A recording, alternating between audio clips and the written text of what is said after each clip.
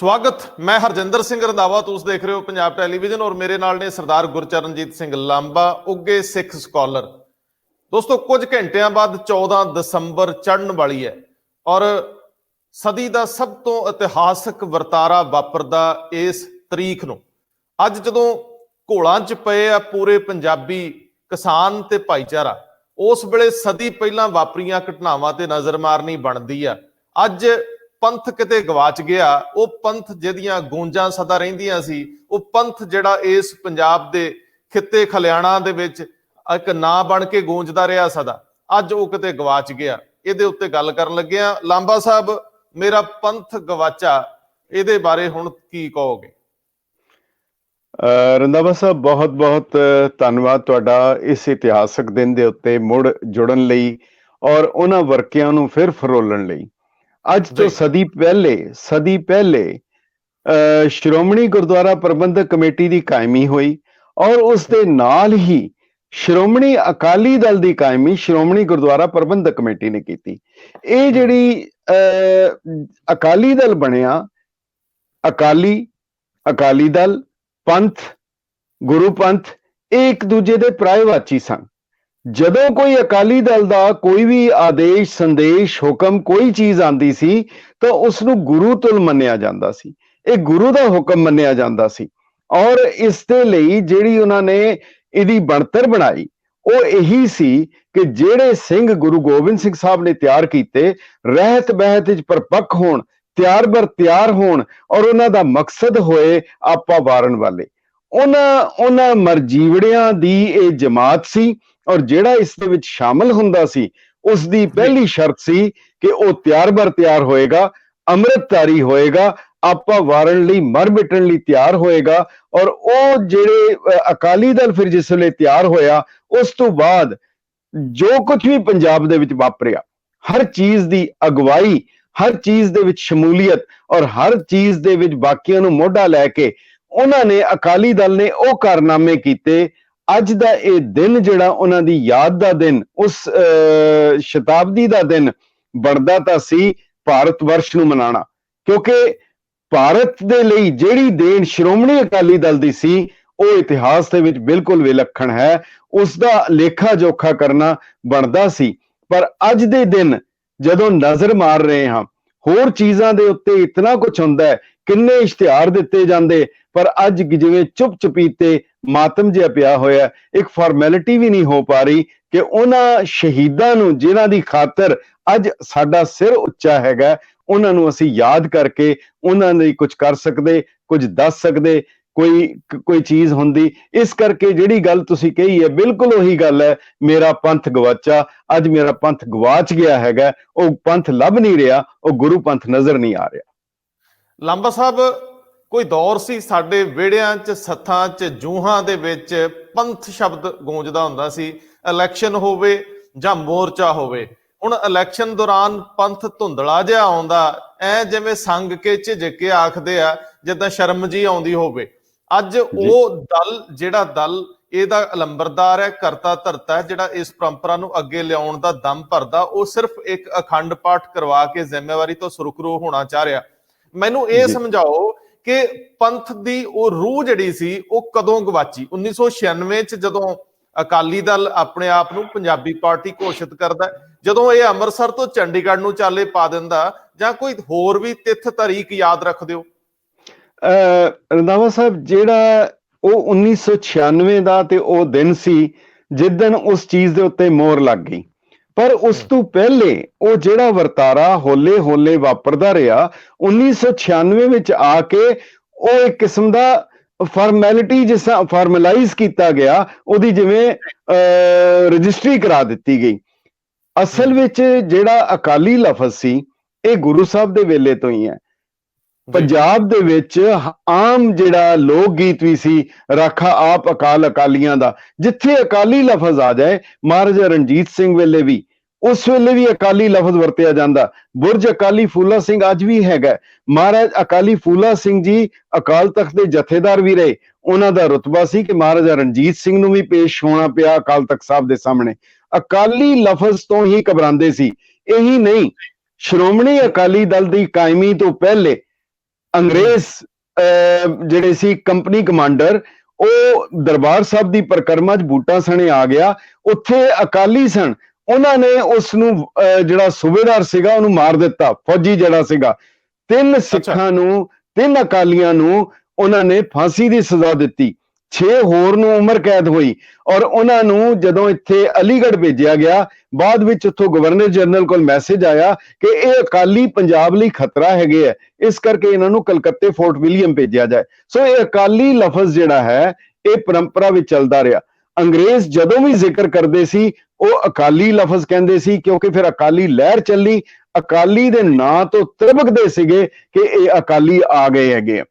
ਰਹਿ ਗਈ ਗੱਲ, ਤੁਸੀਂ ਉਹ ਜ਼ਿਕਰ ਕਰ ਰਹੇ ਹੋ ਕਿ 1996 ਤੋਂ ਪਹਿਲੇ ਇਹ ਚੀਜ਼ ਕੀ ਹੋਈ। ਇਹਨੂੰ ਸਮਝਣ ਲਈ ਰੰਧਾਵਾ ਸਾਹਿਬ ਇੱਕ ਚੀਜ਼ ਦੇਖਣੀ ਪਏਗੀ ਕਿ ਅਕਾਲੀ ਦਲ ਦਾ ਜਨਮ ਜੋ ਹੈ ਉਹ ਮੋਰਚਿਆਂ ਵਿੱਚ ਹੋਇਆ।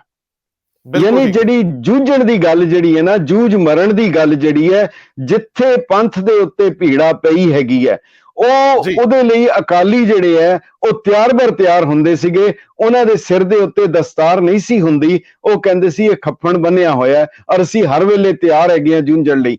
ਔਰ ਕੋਈ ਐਸਾ ਮੋਰਚਾ ਨਹੀਂ, ਉਹਦੀ ਆਪਾਂ ਥੋੜਾ ਜਿਹਾ ਅਸੀਂ ਵਿਚਾਰ ਵੀ ਕਰਾਂਗੇ ਕਿੱਥੇ ਕਿੱਥੇ ਉਹਨਾਂ ਨੇ ਉਹ ਸਾਰੇ ਜਿਹੜੇ ਕੰਮ ਕੀਤੇ ਹੈਗੇ। ਪਰ ਜੀ ਮੇਰੀ ਬੇਨਤੀ ਸਵੀਕਾਰ ਕਰਿਓ, ਮੈਂ ਛੋਟੇ ਹਿੰਟ ਮਾਤਰ, ਜਗਿਆਸਾ ਮਾਤਰ ਪੁੱਛਦਾ ਜਾਵਾਂਗਾ, ਤੁਸੀਂ ਮੈਨੂੰ ਦੱਸਦੇ ਜਾਇਓ। ਜਦੋਂ ਅੱਜ ਤਾਂ ਹੁਣ ਉਹ ਆਲ ਇੰਡੀਆ ਸਿੱਖ ਸਟੂਡੈਂਟ ਫੈਡਰੇਸ਼ਨ ਵੀ ਨਹੀਂ ਰਹੀ, ਹੁਣ ਸਟੂਡੈਂਟ ਮੇਰੇ ਖਿਆਲ ਸੋਈ ਬਣ ਗਈ, ਸਟੂਡੈਂਟ ਆਰਗੇਨਾਈਜੇਸ਼ਨ ਆਫ ਕੁਝ ਇਸ ਤਰ੍ਹਾਂ ਦਾ ਬਣਾ ਲਿਆ ਅਕਾਲੀ ਦਲ ਨੇ ਵੀ। ਮੈਂ ਇਹ ਪੁੱਛਦਾ ਹੈ ਕਿ ਜਦੋਂ ਇਹ ਸਥਾਪਨਾ ਹੁੰਦੀ ਹੈ ਅਕਾਲੀ, ਤਾਂ ਸੰਖੇਪ ਚ ਦੱਸਿਓ, ਆਪਾਂ ਉੱਥੋਂ ਘਟਨਾਵਾਂ ਗਾਂ ਨੂੰ ਤੁਰਦੇ। 1921-22 ਦੀ ਗੱਲ ਆ, ਉਸ ਤੋਂ ਬਾਅਦ 1925 ਦੀ ਗੱਲ ਆ, ਜਿਹੜਾ ਲਾਹੌਰ ਕਿਲੇ 'ਚ ਬਗਾਵਤ ਦਾ ਕੇਸ ਲੱਗਦਾ ਹੈ। ਸੋ ਮੈਨੂੰ ਉਹ ਜਿਹੜਾ ਘਟਨਾਵਾਂ ਪਹਿਲਾਂ ਸ਼ੁਰੂ ਤੋਂ ਦੱਸਿਓ, ਤਾਂ ਕਿ ਬਹੁਤ ਸੰਖੇਪ 'ਚ ਬਹੁਤ ਸਾਰੀ ਜਾਣਕਾਰੀ ਆਪਾਂ ਆਪਣੇ ਦੋਸਤਾਂ ਤੱਕ ਪਹੁੰਚਾਈਏ। ਜੀ ਇਸ ਤਰ੍ਹਾਂ ਜੀ ਕਿ ਜਿਹੜਾ ਸਭ ਤੋਂ ਪਹਿਲੇ ਜਦੋਂ ਅਕਾਲੀ ਦਲ ਦਾ ਮੋਰਚਾ ਲੱਗਦਾ ਹੈ, ਉਹ ਗੁਰਦੁਆਰਿਆਂ ਦੀ ਆਜ਼ਾਦੀ ਦੇ ਲਈ ਲੱਗਦਾ ਹੈ, ਗੁਰਦੁਆਰਾ ਸੁਧਾਰ ਲਹਿਰ ਦੇ ਵਿੱਚ ਹੁੰਦਾ ਹੈ। ਅੰਗਰੇਜ਼ ਜਦੋਂ ਦਰਬਾਰ ਸਾਹਿਬ ਦੇ ਤੋਸ਼ੇਖਾਨੇ ਦੀਆਂ ਚਾਬੀਆਂ ਲੈ ਜਾਂਦੇ ਆ, ਫਿਰ ਜਦੋਂ ਮੋਰਚਾ ਲੱਗਦਾ ਤਾਂ ਉਸ ਵੇਲੇ ਹਾਲਾਂ ਲੀਡਰ ਜੇਲ੍ਹ ਦੇ ਵਿੱਚ ਸਨ, ਪਰ ਉਹ ਅਕਾਲੀ ਜਿਹੜੇ ਵਰਕਰ ਹੈਗੇ ਆ ਉਹਨਾਂ ਦਾ ਇੰਨਾ ਦਬਾਅ ਪੈਂਦਾ ਹੈ, ਇੰਨਾ ਹੁੰਦਾ ਹੈ ਕਿ ਉਸ ਨੂੰ ਕਮਿਸ਼ਨਰ ਨੂੰ ਦਰਬਾਰ ਸਾਹਿਬ ਪਰਿਕਰਮਾ ਦੇ ਵਿੱਚ ਆ ਕੇ, ਦਰਸ਼ਨੀ ਡਿਓੜੀ ਆ ਕੇ ਉਹ ਚਾਬੀਆਂ ਮੋੜਨੀਆਂ ਪੈਂਦੀਆਂ। ਜਦੋਂ ਚਾਬੀਆਂ ਮੋੜਦੇ ਬਾਬਾ ਖੜਕ ਸਿੰਘ ਕਹਿੰਦੇ ਜੇ ਰੁਕ ਜਾਓ, ਉਹ ਸੰਗਤ ਕੋਲੋਂ ਪੁੱਛਦੇ ਅਸੀਂ ਚਾਬੀਆਂ ਲੈ ਲਈਏ, ਉਹ ਇਜਾਜ਼ਤ ਦਿੰਦੇ, ਫਿਰ ਲੈਂਦੇ ਆ। ਇਹਦੇ ਬਾਅਦ ਅਕਾਲੀਆਂ ਦੇ ਉੱਤੇ 1925 ਦੇ ਵਿੱਚ ਲਾਹੌਰ ਫੋਰਟ ਦੇ ਵਿੱਚ ਬਗਾਵਤ ਦਾ ਕੇਸ ਸਰਕਾਰ ਨੇ ਫਾਈਲ ਕੀਤਾ, ਔਰ ਉਹਦੀ ਬੜੀ ਇੱਕ ਦਿਲਚਸਪ ਘਟਨਾ ਹੋਈ। ਉੱਥੇ ਸਰਕਾਰੀ ਤੌਰ ਦੇ ਉੱਤੇ ਇਹਨੇ ਇਲਜ਼ਾਮ ਲੱਗਾ ਕਿ ਅਕਾਲੀਆਂ ਨੇ ਬਗਾਵਤ ਕਰਨ ਲਈ, ਕਿਲੇ ਦਾ ਨਿਰਮਾਣ ਕਰਨ ਲਈ ਇਹਨਾਂ ਨੇ ਪੈਸੇ ਇਕੱਠੇ ਕੀਤੇ, ਫੰਡ ਇਕੱਠੇ ਕੀਤੇ। ਔਰ ਉੱਥੇ ਬੜੀ ਇੱਕ ਦਿਲਚਸਪ ਘਟਨਾ ਹੋਈ, ਜਿਹੜਾ ਸਰਕਾਰੀ ਗਵਾਹ ਪੇਸ਼ ਹੋਇਆ, ਜਦੋਂ ਉਹਦੇ ਨਾਲ ਜ਼ਿਰਾ ਕੀਤੀ ਗਈ ਤਾਂ ਉਹਨੂੰ ਪੁੱਛਿਆ ਗਿਆ ਦੱਸੋ ਇਹਨਾਂ ਨੇ ਕਿੰਨੇ ਪੈਸੇ ਇਕੱਠੇ ਕੀਤੇ, ਕਿਹਨੇ ਇਕੱਠੇ ਕੀਤੇ। ਉਹ ਕਹਿਣ ਲੱਗਾ ਜੀ ਮਾਸਟਰ ਤਾਰਾ ਸਿੰਘ ਨੇ ਪੈਸੇ ਇਕੱਠੇ ਕੀਤੇ ਸੀ ਕਿਲਾ ਬਣਾਉਣ ਲਈ, ਬਗਾਵਤ ਲਈ, ਔਰ ਇਹ ਰਿਕਾਰਡ ਦੇ ਉੱਤੇ ਹੈ। ਉਹ ਜੱਜ ਪੁੱਛਦਾ ਕਿੰਨੇ ਪੈਸੇ ਇਕੱਠੇ ਹੋਏ, ਜਲਸੇ ਵਿੱਚ ਕਿੰਨੇ ਪੈਸੇ ਇਕੱਠੇ ਹੋਏ। ਉਹ ਸਰਕਾਰੀ ਗਵਾਹ ਘੱਟ ਪੜਾ ਕੇ ਲਿਆਂਦਾ ਸੀ, ਕਹਿੰਦਾ ਜੀ 9 ਰੁਪਏ 12 ਆਨੇ ਇਕੱਠੇ ਹੋਏ ਸੀ। ਸੋ ਉਹ ਮੁਕੱਦਮਾ ਜਿਹੜਾ ਉਹ ਖਤਮ ਹੋਇਆ। ਖੈਰ ਇਹਦੇ ਬਾਅਦ ਇਹ ਜਿਹੜਾ ਸੀਗਾ ਇਸ ਤੋਂ ਪਹਿਲਾਂ ਜਦੋਂ ਇਹ ਕੁੰਜੀਆਂ ਦਾ ਮੋਰਚਾ ਹੈ, ਉਦੋਂ ਗਾਂਧੀ ਮਜ਼ਬੂਤ ਸੀ ਔਰ ਗਾਂਧੀ ਨੂੰ ਵਧਾਈ ਦੇਣੀ ਪੈਂਦੀ, ਭਾਵੇਂ ਸੰਗਤਿਆਂ ਝਿਜਕਦਿਆਂ ਦਿੱਤੀ ਕਿ ਆਜ਼ਾਦੀ ਦੀ ਪਹਿਲੀ ਜੰਗ ਜਿੱਤੀ ਗਈ। ਅਕਾਲੀਆਂ ਦੀ ਉਹ ਪਹਿਲੀ ਜੰਗ ਜਿੱਤ ਸੀ, ਮੋਰਚੇ ਦੀ ਜਿੱਤ ਸੀ। ਅਸੀਂ ਇਸ ਤੋਂ ਬਾਅਦ ਆ ਜਾਂਦੇ ਹਾਂ ਪਟਿਆਲੇ ਦਾ ਮੋਰਚਾ, ਜਿਹੜਾ ਇਸ ਤੋਂ ਅੱਗੇ ਸ਼ਾਇਦ ਲੱਗਦਾ ਹੈ ਜੀ। ਉਹ ਮੈਂ ਇਹਦੇ ਵਿੱਚ ਇੱਕ ਜ਼ਰੂਰ ਗੱਲ ਕਹਿਣੀ ਚਾਹੁੰਦਾ, ਮਹਾਤਮਾ ਗਾਂਧੀ ਜਿਹੜੇ ਸੀ ਉਹ ਦੋਨੋਂ ਪਾਸੇ ਗੱਲ ਕਰ ਰਹੇ ਸੀਗੇ। ਇੱਕ ਪਾਸੇ ਉਹ ਅਕਾਲੀਆਂ ਨੂੰ ਰਾਏ ਦੇ ਰਹੇ ਸੀਗੇ ਕਿ ਇਹ ਤੁਸੀਂ ਗੁਰਦੁਆਰਿਆਂ ਦੀ ਆਜ਼ਾਦੀ ਦੀ ਜਿਹੜੀ ਲੜਾਈ ਹੈਗੀ ਹੈ ਇਹਨੂੰ ਪਿੱਛੇ ਕਰ ਦਿਓ, ਔਰ ਜਦੋਂ ਮੁਲਕ ਆਜ਼ਾਦ ਹੋਏਗਾ ਤੇ ਗੁਰਦੁਆਰੇ ਆਪੇ ਆਜ਼ਾਦ ਹੋ ਜਾਣਗੇ। ਮਗਰ ਸਾਡੇ ਉਹਨਾਂ ਬਜ਼ੁਰਗਾਂ ਦੀ ਸੂਝ-ਬੂਝ, ਉਹਨਾਂ ਦੀ ਦੂਰਅੰਦੇਸ਼ੀ, ਉਹਨਾਂ ਨੇ ਗਾਂਧੀ ਦੀ ਉਹ ਗੱਲ ਨਹੀਂ ਮੰਨੀ। ਅਗਰ ਉਹ ਮੰਨ ਲਈ ਹੁੰਦੀ, ਅੱਜ ਸਾਡੇ ਗੁਰਦੁਆਰਿਆਂ ਦੇ ਕੀ ਹਾਲ ਹੋਣਾ ਸੀ ਇਹ ਸਹਿਜੇ ਅਨੁਮਾਨਿਆ ਜਾ ਸਕਦਾ। ਮਗਰ ਮਹਾਤਮਾ ਗਾਂਧੀ ਜਦੋਂ ਸਿੱਖ ਲੜਦੇ ਸੀ, ਕੋਈ ਵੀ ਕਾਰਜ ਕਰਦੇ ਆ, ਸਿੱਖਾਂ ਨੂੰ ਇੱਕ ਗੱਲ ਗੁਰੂ ਸਾਹਿਬ ਨੇ ਖਾਸ ਦਿੱਤੀ ਹੈ ਕਿ ਦੇਖੋ ਆਮ ਇਨਸਾਨ ਇਹ ਕਹਿੰਦਾ ਜੀ ਇਹ ਮੇਰਾ ਧਾਰਮਿਕ ਜੀਵਨ ਹੈ, ਇਹ ਮੇਰਾ ਪਰਸਨਲ ਜੀਵਨ ਹੈ, ਇਹ ਮੇਰਾ ਪਰਿਵਾਰਕ ਜੀਵਨ ਹੈ, ਇਹ ਮੇਰਾ ਸਮਾਜਿਕ ਜੀਵਨ ਹੈ। ਇਹ ਜਿਹੜੀ ਵੰਡ ਹੈ ਗੁਰੂ ਸਾਹਿਬ ਨੂੰ ਪ੍ਰਵਾਨ ਨਹੀਂ ਸੀਗੀ। ਸਿੱਖ ਜਿਹੜਾ ਵੀ ਕੰਮ ਕਰੇਗਾ ਉਹ ਧਰਮ ਯੁੱਧ ਹੋ ਕੇ ਕਰਦਾ ਹੈ। ਜੇ ਉਹ ਕਿਸੇ ਦੂਜੇ ਦੇ ਤਿਲਕ ਜੰਜੂ ਦੀ ਰਾਖੀ ਕਰਦਾ ਹੈ, ਗੁਰੂ ਸਾਹਿਬ ਕਹਿੰਦੇ ਉਹ ਵੀ ਧਰਮ ਹੇਤ ਸਾਕਾ ਜਿਨ ਕੀਆ, ਉਹ ਦੂਜੇ ਦੇ ਧਰਮ ਦੀ ਰਾਖੀ ਕਰਦਾ, ਉਹ ਵੀ ਧਰਮ ਹੈਗਾ। ਸੋ ਇਹ ਜਿਹੜੀ ਕਿਸੇ ਨੂੰ ਵੰਡ ਨਹੀਂ ਸਕਦਾ, ਤਾਂ ਕਰਕੇ ਮਹਾਤਮਾ ਗਾਂਧੀ ਨੂੰ ਕਹਿਣਾ ਪਿਆ first decisive battle of country's freedom won, congratulations. So ਇਹ ਇੱਕ ਪਹਿਲੀ ਵੱਡੀ ਜਿੱਤ ਸੀ। ਇਹਦਾ ਮਤਲਬ ਜਿਹੜੀ ਮੁਲਕ ਦੀ ਆਜ਼ਾਦੀ ਦੀ ਲੜਾਈ ਸੀ ਔਰ ਜਿਹੜੀ ਗੁਰਦੁਆਰਿਆਂ ਦੀ ਆਜ਼ਾਦੀ ਦੀ ਲੜਾਈ, ਇਹ ਇੱਕ ਦੂਜੇ ਨਾਲ ਰਲੀ ਹੋਈ ਸੀ। ਔਰ ਸਿੱਖਾਂ ਨੇ ਜਿਹੜੀ ਲੜਾਈ ਲੜੀ, ਅੰਗਰੇਜ਼ਾਂ ਨੂੰ ਮਾਤ ਦਿੱਤੀ, ਉਹ ਦਰਅਸਲ ਦੇਸ਼ ਦੀ ਵੱਡੀ ਜਿੱਤ ਸੀ। ਇੱਕ ਗੱਲ ਹੋਰ ਰੰਧਾਵਾ ਸਾਹਿਬ ਬੜੀ ਇੰਪੋਰਟੈਂਟ ਹੈ ਕਿ ਬਾਕੀ ਸਾਰਾ ਹਿੰਦੁਸਤਾਨ 200 ਸਾਲ ਤੋਂ ਗੁਲਾਮ ਸੀ, ਮਗਰ ਪੰਜਾਬ ਸਿਰਫ 100 ਸਾਲ ਤੋਂ ਵੀ ਘੱਟ ਸਮੇਂ ਲਈ ਗੁਲਾਮ ਰਿਹਾ। ਔਰ ਉਹ ਵੀ 1849 ਦੇ ਵਿੱਚ ਤਾਂ ਗੁਲਾਮ ਹੋਇਆ ਜਦੋਂ ਜੰਗ ਹਿੰਦ ਪੰਜਾਬ ਦਾ ਹੋਣ ਲੱਗਾ। ਉਹਦੇ ਵਿੱਚ ਬਾਕੀ ਹਿੰਦੁਸਤਾਨ ਇੱਕ ਪਾਸੇ ਸੀ, ਪੰਜਾਬ ਨੂੰ ਗੁਲਾਮ ਕਰਾਇਆ ਗਿਆ ਅੰਗਰੇਜ਼ਾਂ ਨਾਲ ਰਲ ਕੇ। ਮਗਰ ਫਿਰ ਵੀ ਸਿੱਖਾਂ ਨੇ ਦੇਸ਼ ਦੀ ਆਜ਼ਾਦੀ ਦੀ ਲੜਾਈ ਕਹਿ ਲਓ, ਗੁਰਦੁਆਰਿਆਂ ਦੀ ਆਜ਼ਾਦੀ ਦੀ ਲੜਾਈ ਕਹਿ ਲਓ, ਇਹ ਇੱਕ ਦੂਜੇ ਦੇ ਪੂਰਕ ਸਨ ਔਰ ਉਹ ਜੰਗ ਇਹਨਾਂ ਨੇ ਜਿੱਤੀ ਹੈਗੀ ਹੈ ਔਰ ਉਹ ਜੰਗ ਉਸ ਹਿਸਾਬ ਨਾਲ ਇਹਨਾਂ ਨੇ ਲੜੀ ਜੀ। ਦੋਸਤੋ ਇਹ ਜਿਹੜਾ ਅਕਾਲੀਆਂ ਦੇ ਮੋਰਚਿਆਂ ਦਾ ਇਤਿਹਾਸ ਹੈ, ਇਹ ਬੜਾ ਸੁਨਹਿਰੀ ਦੌਰ ਹੈ ਔਰ ਸਾਡੇ ਲਈ ਮਾਣ ਸਨਮਾਨ ਦਾ ਵਿਸ਼ਾ ਹੈ। ਸਾਡੇ ਬਜ਼ੁਰਗ, ਸਾਡੇ ਪੁਰਖੇ ਅੱਜ ਭਾਵੇਂ ਕੋਈ ਇਹਦੀ ਰਜਿਸਟਰੀ ਕਰਾਈ ਫਿਰੇ, ਪਰ ਹਰੇਕ ਦੇ ਖੂਨ ਦੇ ਵਿੱਚ ਅਕਾਲੀ ਖੂਨ ਕਿਸੇ ਨਾ ਕਿਸੇ ਰੂਪ ਚ ਚੱਲਦਾ ਹੈ, ਭਾਵੇਂ ਉਹਦਾ ਆਪਣਾ ਹੈ, ਭਾਵੇਂ ਉਹਦੀ ਰਿਸ਼ਤੇਦਾਰੀ ਚ ਨਾਨਕਿਆਂ ਦਾਦਕਿਆਂ ਦਾ ਹੈ। ਮੈਂ ਸਰਦਾਰ ਸਾਹਿਬ, ਇਹ ਆਪਾਂ ਸੰਖੇਪ ਦੇ ਵਿੱਚ ਉਹਨਾਂ ਮੋਰਚਿਆਂ ਦੀ ਗੱਲ ਕਰੀ ਚੱਲੀਏ। ਜਦੋਂ ਫਿਰ ਇਹ ਪਟਿਆਲੇ ਦੇ ਵਿੱਚ ਮਹਾਰਾਜਾ ਭੁਪਿੰਦਰਾ ਸਿੰਘ ਦੇ ਖਿਲਾਫ ਸੇਵਾ ਸਿੰਘ ਠੀਕਰੀ ਵਾਲੇ ਵਾਲਾ ਉਹ ਜਿਹੜਾ ਮੋਰਚਾ ਹੈ, ਜਿਹਦੇ ਵਿੱਚ ਉਹਨਾਂ ਦੀ ਸ਼ਹਾਦਤ ਵੀ ਹੁੰਦੀ ਆ, ਤੇ ਇਹ ਇੱਕ ਸੰਖੇਪ ਚ ਦੱਸਦੇ ਜਾਇਓ। ਉਸ ਤੋਂ ਬਾਅਦ ਜਿਹੜੀ ਨਹਿਰੂ ਦੀ ਰਿਪੋਰਟ ਖਿਲਾਫ ਮੋਰਚਾ 1928 ਚ ਲੱਗਦਾ ਹੈ, ਉਹ ਵੀ ਦਿਲਚਸਪ ਹੈ, ਸੰਖੇਪ ਚ ਦੱਸਦੇ ਜਾਇਓ। ਜੀ ਜਿਹੜਾ 1926 ਦੇ ਵਿੱਚ ਹੋਇਆ ਜੀ, ਕਿਉਂਕਿ ਰਿਆਸਤਾਂ ਜਿਹੜੀਆਂ ਸੀਗੀਆਂ ਉਹ ਪੂਰਾ ਅੰਗਰੇਜ਼ਾਂ ਦਾ ਪੱਖ ਪੂਰਦੀਆਂ ਸੀਗੀਆਂ ਔਰ ਉਹਦੇ ਵਿੱਚ ਜਿਹੜੇ ਅਕਾਲੀਆਂ ਦਾ ਦੌਰ, ਜਿਹੜਾ ਉਹਨਾਂ ਦਾ ਰੁਤਬਾ ਕਹਿ ਲਓ, ਉਹ ਸਤਲੁਜ ਬਾਉਂਡਰੀ ਸੀ, ਉਸ ਤੋਂ ਪਾਰ ਸੀਗਾ। ਮਗਰ ਇਹ ਜਿਹੜਾ ਬ੍ਰਿਟਿਸ਼ ਇੰਡੀਆ ਸੀ, ਇਹਨਾਂ ਸਿੱਖ ਰਿਆਸਤਾਂ ਸੀਗੀਆਂ, ਉਹ ਕੁਦਰਤੀ ਤੌਰ ਦੇ ਉੱਤੇ ਅੰਗਰੇਜ਼ਾਂ ਦਾ ਸਾਥ ਦਿੰਦੀਆਂ ਸੀ। ਉਹਦੇ ਵਿੱਚ ਉਹ ਅਕਾਲੀਆਂ ਨੂੰ ਟਿਕਣ ਨਹੀਂ ਸੀ ਦਿੰਦੇ ਹੈਗੇ। ਤੇ ਉਹਦੇ ਵਿੱਚ ਜਿਹੜੀ ਇਹ ਗੁਰਦੁਆਰਿਆਂ ਦੀ ਆਜ਼ਾਦੀ ਦੀ ਲਹਿਰ, ਜੋ ਕਿ ਨਾਭੇ ਦੇ ਵਿੱਚ ਹੋਇਆ, ਜੈਤੋ ਹੋਇਆ, ਹੋਰ ਕਈ ਜਗ੍ਹਾ ਹੋਈਆਂ, ਉਹਦੇ ਵਿੱਚ ਫਿਰ ਸੇਵਾ ਸਿੰਘ ਠੀਕਰੀ ਵਾਲਾ, ਉਹਨਾਂ ਨੂੰ ਕੈਦ ਕਰ ਲਿਆ ਗਿਆ। ਉਹਦੇ ਵਿੱਚ ਉਹਨਾਂ ਦਾ ਮਾਸਟਰ ਤਾਰਾ ਸਿੰਘ ਦਾ ਅਕਾਲੀ ਦਲ ਦਾ ਸਾਥ ਦੇ ਰਹੇ ਸੀ, ਸਰਦਾਰ ਹਰਚੰਦ ਸਿੰਘ ਜੇਜੀ, ਉਹ ਉਹਨਾਂ ਦਾ ਸਾਥ ਦਿੰਦੇ ਸੀਗੇ। ਤੇ ਦੂਜੇ ਪਾਸੇ ਮਹਾਰਾਜਾ ਪਟਿਆਲਾ ਸੀ, ਹਾਲਾਂ ਆਪਸ ਵਿੱਚ ਕੁੜਮ ਸੀਗੇ। ਇਹ ਜੇਜੀ ਕੈਪਟਨ ਅਮਰਿੰਦਰ ਸਿੰਘ ਦੇ ਪੁਰਾਣੇ ਸਕਿਆਂ ਚੋਂ ਸੀ ਕੋਈ? ਇਹ ਨਾਨਾ ਸਨ ਤੇ ਦਾਦਾ ਜੀ ਇੱਕ ਪਾਸੇ ਤੇ ਨਾਨਾ ਜੀ ਇੱਕ ਪਾਸੇ ਸੀਗੇ। ਸੋ ਇਹ ਉਹ ਸਰਕਾਰ ਵੱਲ, ਉਹ ਜਿਹੜੇ ਸੀਗੇ ਅਕਾਲੀਆਂ ਵੱਲ ਸੀਗੇ। ਤੇ ਉਹ ਫਿਰ ਉਹਨਾਂ ਦੀ ਸ਼ਹਾਦਤ ਹੋ ਜਾਂਦੀ ਹੈ ਜੇਲ੍ਹ ਦੇ ਵਿੱਚ ਹੀ, ਸੇਵਾ ਸਿੰਘ ਠੀਕਰੀ ਵਾਲਾ। ਉਹਨਾਂ ਦਾ ਹਾਲੇ ਬੁੱਤ ਵੀ ਲੱਗਾ ਹੋਇਆ ਪਟਿਆਲੇ ਦੇ ਵਿੱਚ। ਇਸ ਦੇ ਬਾਅਦ ਅਕਾਲੀ ਦਲ ਮੋਰਚਾ ਲਗਾਉਂਦਾ ਹੈ ਕਿ ਮਹਾਰਾਜਾ ਪਟਿਆਲਾ ਦੇ ਖਿਲਾਫ, ਮਹਾਰਾਜਾ ਭੁਪਿੰਦਰਾ ਸਿੰਘ ਦੇ ਖਿਲਾਫ ਕਮਿਸ਼ਨ ਬਿਠਾਇਆ ਜਾਏ। ਔਰ ਅੰਗਰੇਜ਼ ਮੰਨਣ ਲਈ ਤਿਆਰ ਨਹੀਂ ਸੀਗੇ ਕਿਸੇ ਕੀਮਤ ਦੇ ਉੱਤੇ, ਕਿਉਂਕਿ ਬੜੀ ਵੱਡੀ ਹੇਠੀ ਸੀ ਕਿ ਸਰਕਾਰ ਆਪਣੀ ਗੱਲ ਮੰਨ ਜਾਏ ਕਿ ਉਹਨਾਂ ਨੂੰ ਪ੍ਰੋਟੈਕਸ਼ਨ ਦਿੰਦੀ ਹੈ, ਔਰ ਅਕਾਲੀਆਂ ਦੇ ਕਹਿਣ ਦੇ ਉੱਤੇ ਉਹਨਾਂ ਦੇ ਖਿਲਾਫ ਇੱਕ ਕੋਈ ਕਮਿਸ਼ਨ ਬਿਠਾਇਆ ਜਾਏ, ਜਿਵੇਂ ਉਹ ਕਿਸੇ ਕੀਮਤ ਤੇ ਤਿਆਰ ਨਹੀਂ ਸੀਗੇ। ਅਖੀਰ ਦੇ ਵਿੱਚ ਦਬਾਅ ਇਤਨਾ ਵਧਿਆ, ਉਹਦੇ ਵਿੱਚ ਉਹਨਾਂ ਨੂੰ, ਅੰਗਰੇਜ਼ਾਂ ਨੂੰ ਮਹਾਰਾਜਾ ਪਟਿਆਲਾ ਦੇ ਖਿਲਾਫ ਉਹਨਾਂ ਨੂੰ ਕਮਿਸ਼ਨ ਬਿਠਾਣਾ ਪਿਆ। ਪਰ ਜਿਸ ਵੇਲੇ ਕਮਿਸ਼ਨ ਮਹਾਰਾਜਾ ਭੁਪਿੰਦਰਾ ਸਿੰਘ ਦੇ ਖਿਲਾਫ ਪਰ ਜਿਸ ਵੇਲੇ ਉਹਨਾਂ ਨੇ ਕਮਿਸ਼ਨ ਅਨਾਉਂਸ ਕੀਤਾ, ਅਕਾਲੀ ਦਲ ਨੇ ਕਿਹਾ ਹੁਣ ਅਸੀਂ ਕਮਿਸ਼ਨ ਅੱਗੇ ਪੇਸ਼ ਨਹੀਂ ਹੋਵਾਂਗੇ। ਉਹਨਾਂ ਨੇ ਪੁੱਛਿਆ ਪ੍ਰੈਸ ਨੇ ਕਿ ਹੁਣ ਤੁਸੀਂ ਆਪ ਮੰਗਿਆ, ਹੁਣ ਕਿਉਂ ਪੇਸ਼ ਨਹੀਂ ਹੋਵੋਗੇ? ਉਹ ਕਹਿਣ ਲੱਗੇ ਸਾਡਾ ਮਕਸਦ ਸੀਗਾ ਇਹਨੂੰ ਉਜਾਗਰ ਕਰਨਾ, ਸਾਨੂੰ ਪਤਾ ਹੈ ਫੈਸਲਾ ਇਹਨਾਂ ਦੇ ਹੱਕ ਵਿੱਚ ਹੋਏਗਾ, ਸਾਡਾ ਮਕਸਦ ਪੂਰਾ ਹੋ ਗਿਆ, ਹੁਣ ਇਸ ਤੋਂ ਬਾਅਦ ਅਸੀਂ ਕੋਈ ਹੋਰ ਸਾਡੀ ਮੰਗ ਨਹੀਂ ਹੈਗੀ। ਕਮਿਸ਼ਨ ਦੀ ਅਨਾਉਂਸਮੈਂਟ ਹੋਣੀ ਹੀ ਜਿਹੜੀ ਹੈ, ਇਹ ਸਾਡੀ ਬੜੀ ਵੱਡੀ ਜਿੱਤ ਹੈ। ਯਾਨੀ ਕਿ ਅਕਾਲੀਆਂ ਦਾ ਅਕਾਲੀ ਨਿਰੰਤਰ ਚੱਲਦੇ ਰਹੇ ਔਰ ਜਿੱਤ ਮਿਲਦੀ ਰਹੀ, ਸੰਘਰਸ਼ ਦੀ ਜਿੱਤ। ਜਿਵੇਂ ਅੱਜ ਵੀ ਲੋਕ ਦਿੱਲੀ 'ਚ ਬੈਠੇ ਆ, ਸੰਘਰਸ਼ਾਂ 'ਚੋਂ ਨਿਕਲਿਆ ਜਾਂਦਾ ਹੈ।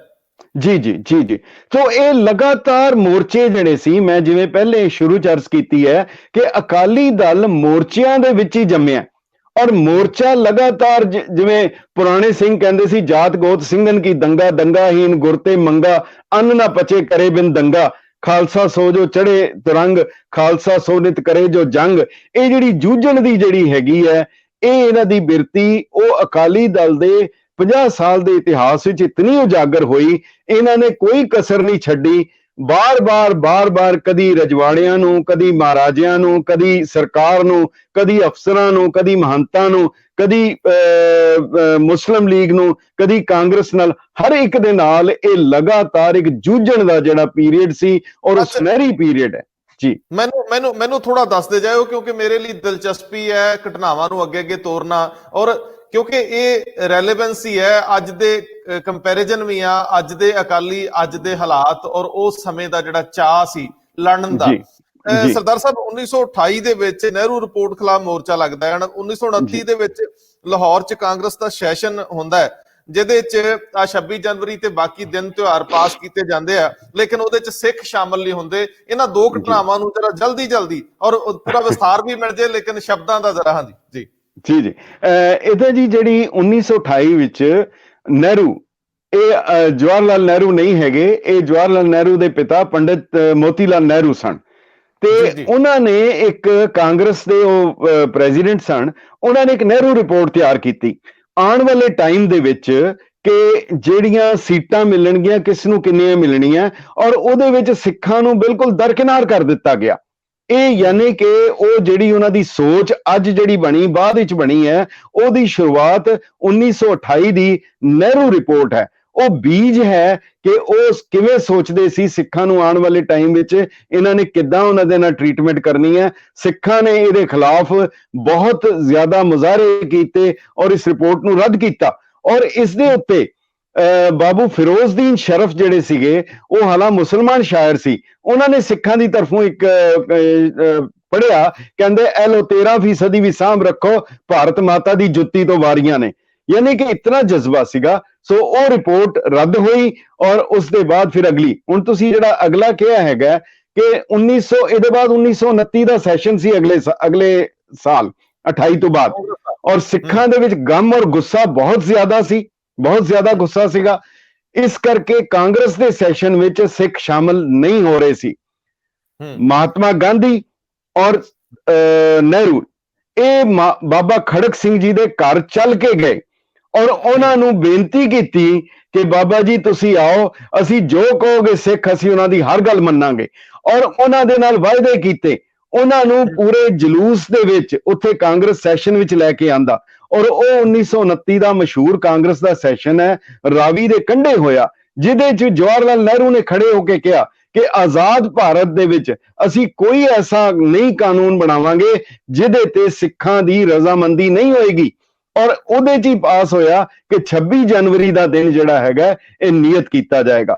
ਇਤਨਾ ਹੀ ਨਹੀਂ, ਬਾਅਦ ਵਿੱਚ ਨਿਯਤਾਂ 'ਚ ਖੋਟ ਸੀ ਕਿ ਅਜੇ ਆਜ਼ਾਦੀ ਮਗਰੋਂ ਮਿਲੀ ਤੇ ਪਹਿਲਾਂ ਹੀ ਵਿਤਕਰਿਆਂ ਦੀ ਦਾਸਤਾਨ ਸ਼ੁਰੂ ਹੋ ਗਈ। ਨਹੀਂ, ਮੈਂ ਹੋਰ ਦੱਸਣ ਲੱਗਾ। ਹਾਂਜੀ ਜੀ, ਉਹਦੇ ਵਿੱਚ ਫਿਰ ਇਹਨਾਂ ਨੇ ਇਤਨਾ ਹੀ ਨਹੀਂ ਹੋਇਆ, ਉਹਦੇ ਬਾਅਦ ਬਾਰ-ਬਾਰ ਇਹਨਾਂ ਦੀਆਂ ਰਿਪੋਰਟਸ ਹੈਗੀਆਂ, ਅਗਰ ਕਿਸੇ ਨੇ ਦੇਖਣੀਆਂ ਹੋਣ, ਪੰਡਿਤ ਜਵਾਹਰ ਲਾਲ ਨਹਿਰੂ ਦੀਆਂ ਸਾਰੀਆਂ ਰਿਪੋਰਟਸ ਛਪੀਆਂ ਔਰ ਭਾਰਤ ਸਰਕਾਰ ਨੇ ਛਾਪੀਆਂ ਹੈਗੀਆਂ, selected works of Jawahar Lal Nehru.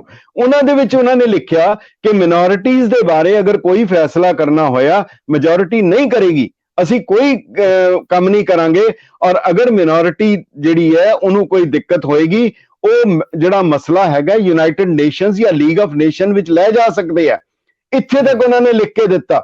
Mahatma Gandhi ਨੇ ਵੀ ਕਿਹਾ ਅਗਰ ਕਾਂਗਰਸ ਮੁਕਰੇਗੀ ਤੁਹਾਡੇ ਕੋਲ ਤੁਹਾਡੀ ਕਿਰਪਾਨ ਹੈਗੀ ਹੈ, ਇੱਥੇ ਤੱਕ ਕੀਤਾ। ਮਗਰ ਬਾਅਦ ਵਿੱਚ ਜਦੋਂ ਉਹਨਾਂ ਨੂੰ ਯਾਦ ਕਰਾਇਆ ਗਿਆ ਤਾਂ ਉਹਨਾਂ ਦਾ ਪੰਡਿਤ ਨਹਿਰੂ ਦਾ ਪਾਰਲੀਮੈਂਟ ਦੇ ਜਵਾਬ ਸੀਗਾ, वो वायदे वक्त के मुताबिक किए गए जो अब पूरे नहीं किए जा सकते।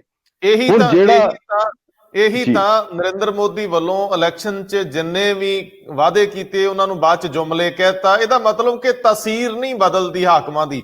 ਅੱਗੇ ਆਈਏ ਸਰ, 1935 ਦੇ ਵਿੱਚ ਜਿਹੜਾ ਸ਼ਹੀਦਗੰਜ ਸਾਕਾ ਹੈ ਜਾਂ ਜਿਹੜਾ ਮੋਰਚਾ ਲੱਗਦਾ ਹੈ, ਜਿੱਥੇ ਮਸਜਿਦ ਤੋਂ ਅਸੀਂ ਗੁਰੂ ਘਰ ਲੈਣ ਦੇ ਵਿੱਚ ਕਾਮਯਾਬ ਹੁੰਨੇ ਆ, ਕਾਮਯਾਬੀ ਨਾਲ, ਕਿਉਂਕਿ ਉਹ ਬਣਦਾ ਹੀ ਗੁਰੂ ਘਰ ਲਈ ਸਥਾਨ ਸੀਗਾ। ਸੋ ਇਹ ਵੀ ਅੱਗੇ ਅਕਾਲੀ ਮੋਰਚਿਆਂ ਦੇ ਇਤਿਹਾਸ ਦੀ ਸ਼ਾਨਦਾਰ ਪਰੰਪਰਾ 'ਚ ਆਉਂਦਾ ਹੈ।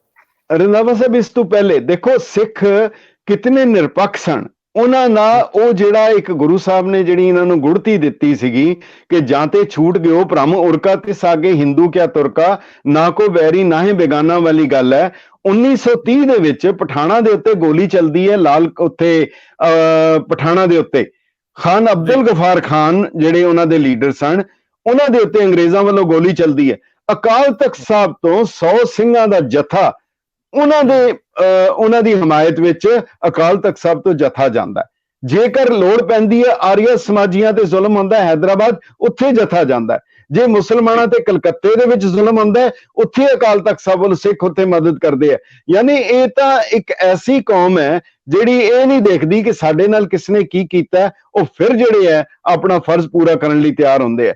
ਜਿਹੜੀ ਗੱਲ ਹੁਣ ਸ਼ਹੀਦਗੰਜ ਦੀ ਸੀ, ਜਿਹੜਾ ਸ਼ਹੀਦਗੰਜ ਉਹ ਸਥਾਨ ਹੈ, ਉਹ ਮਸਜਿਦ ਸੀ ਜਿੱਥੋਂ ਫਤਵਾ ਦੇ ਕੇ ਉਹਨਾਂ ਜਿਹਦਾ ਅਸੀਂ ਰੋਜ਼ ਜ਼ਿਕਰ ਕਰਦੇ ਹਾਂ, ਜਿਨ੍ਹਾਂ ਸਿੰਘਣੀਆਂ ਨੇ ਬੰਦ ਕਟਵਾਏ, ਜਿਨ੍ਹਾਂ ਨੇ ਬੱਚਿਆਂ ਨੂੰ ਟੁਕੜੇ ਕਰਕੇ ਹਾਰ ਪਵਾਏ ਗਏ, ਨੇਜ਼ਿਆਂ ਤੇ ਟੰਗਵਾਏ ਗਏ, ਔਰ ਮੀਰ ਮਨੂੰ ਦਾ ਸਵਾ ਮਨ ਦਾ ਪੀਸਿਆ, ਉਹ ਸਾਰੀਆਂ ਜਿਹੜੀਆਂ ਹੈਗੇ ਸੀ ਖੰਨੀ ਰੋਟੀ ਤੇ ਗੁਜ਼ਾਰਾ ਕੀਤਾ, ਉਹ ਮਸੀਤ ਸੀਗੀ ਉੱਥੇ।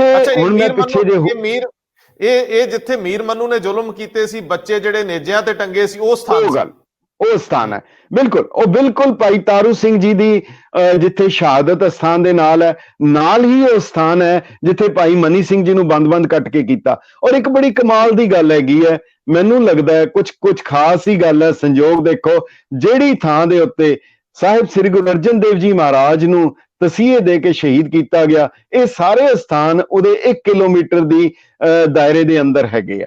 ਉਸ ਸਥਾਨ ਤੇ ਮਸਜਿਦ ਬਣੀ ਸੀ। ਰਾਜ ਅੰਗਰੇਜ਼ਾਂ ਦਾ, ਮੈਜੋਰਿਟੀ ਮੁਸਲਮਾਨਾਂ ਦੀ ਹੈ, ਮਸਜਿਦ ਬਣੀ ਹੋਈ ਹੈ, ਕੋਈ ਸਰਕਾਰੀ ਤਾਕਤ ਨਹੀਂ। ਪਰ ਮੈਨੂੰ ਇੱਕ ਗੱਲ ਯਾਦ ਹੈ ਅਜੇ ਵੀ, ਮੇਰੇ ਪਿਤਾ ਜੀ ਦੱਸਦੇ ਹੁੰਦੇ ਸੀਗੇ ਕਿ ਮੈਂ 4ਵੀਂ 5ਵੀਂ ਚ ਪੜ੍ਹਦਾ ਸੀਗਾ ਤੇ ਜ਼ਮੀਂਦਾਰ ਅਖਬਾਰ ਆਂਦਾ ਸੀ, ਉਹਦੇ ਵਿੱਚ ਖਬਰ ਆਈ ਕਿ ਸ਼ਹੀਦਗੰਜ ਦਾ ਮੋਰਚਾ ਛਿੜ ਗਿਆ। ਤੇ ਪਿਤਾ ਜੀ ਦੱਸਦੇ ਸੀ ਕਿ ਮੁਸਲਮਾਨ ਇੱਕ ਮੌਲਵੀ ਇਹਨਾਂ ਦੇ ਉਸਤਾਦ ਸਨ ਤੇ ਇੱਕ ਹਿੰਦੂ ਇਹਨਾਂ ਦੇ ਉਸਤਾਦ ਸੀਗੇ, 2 ਮਾਸਟਰ ਸਨ। ਤੇ ਉਹ ਜਿਹੜੇ ਹਿੰਦੂ ਮਾਸਟਰ ਸੀ ਉਹਨਾਂ ਨੂੰ ਕਹਿਣ ਲੱਗਾ, ਮਾਸਟਰ ਜੀ, ਮੌਲਵੀ ਸਾਹਿਬ, ਇਹ ਹੁਣ ਮਸਜਿਦ ਤੁਹਾਡੇ ਕੋਲ ਨਹੀਂ ਰਹਿ ਸਕਦੀ। ਉਹ ਕਹਿੰਦੇ ਕਿਉਂ?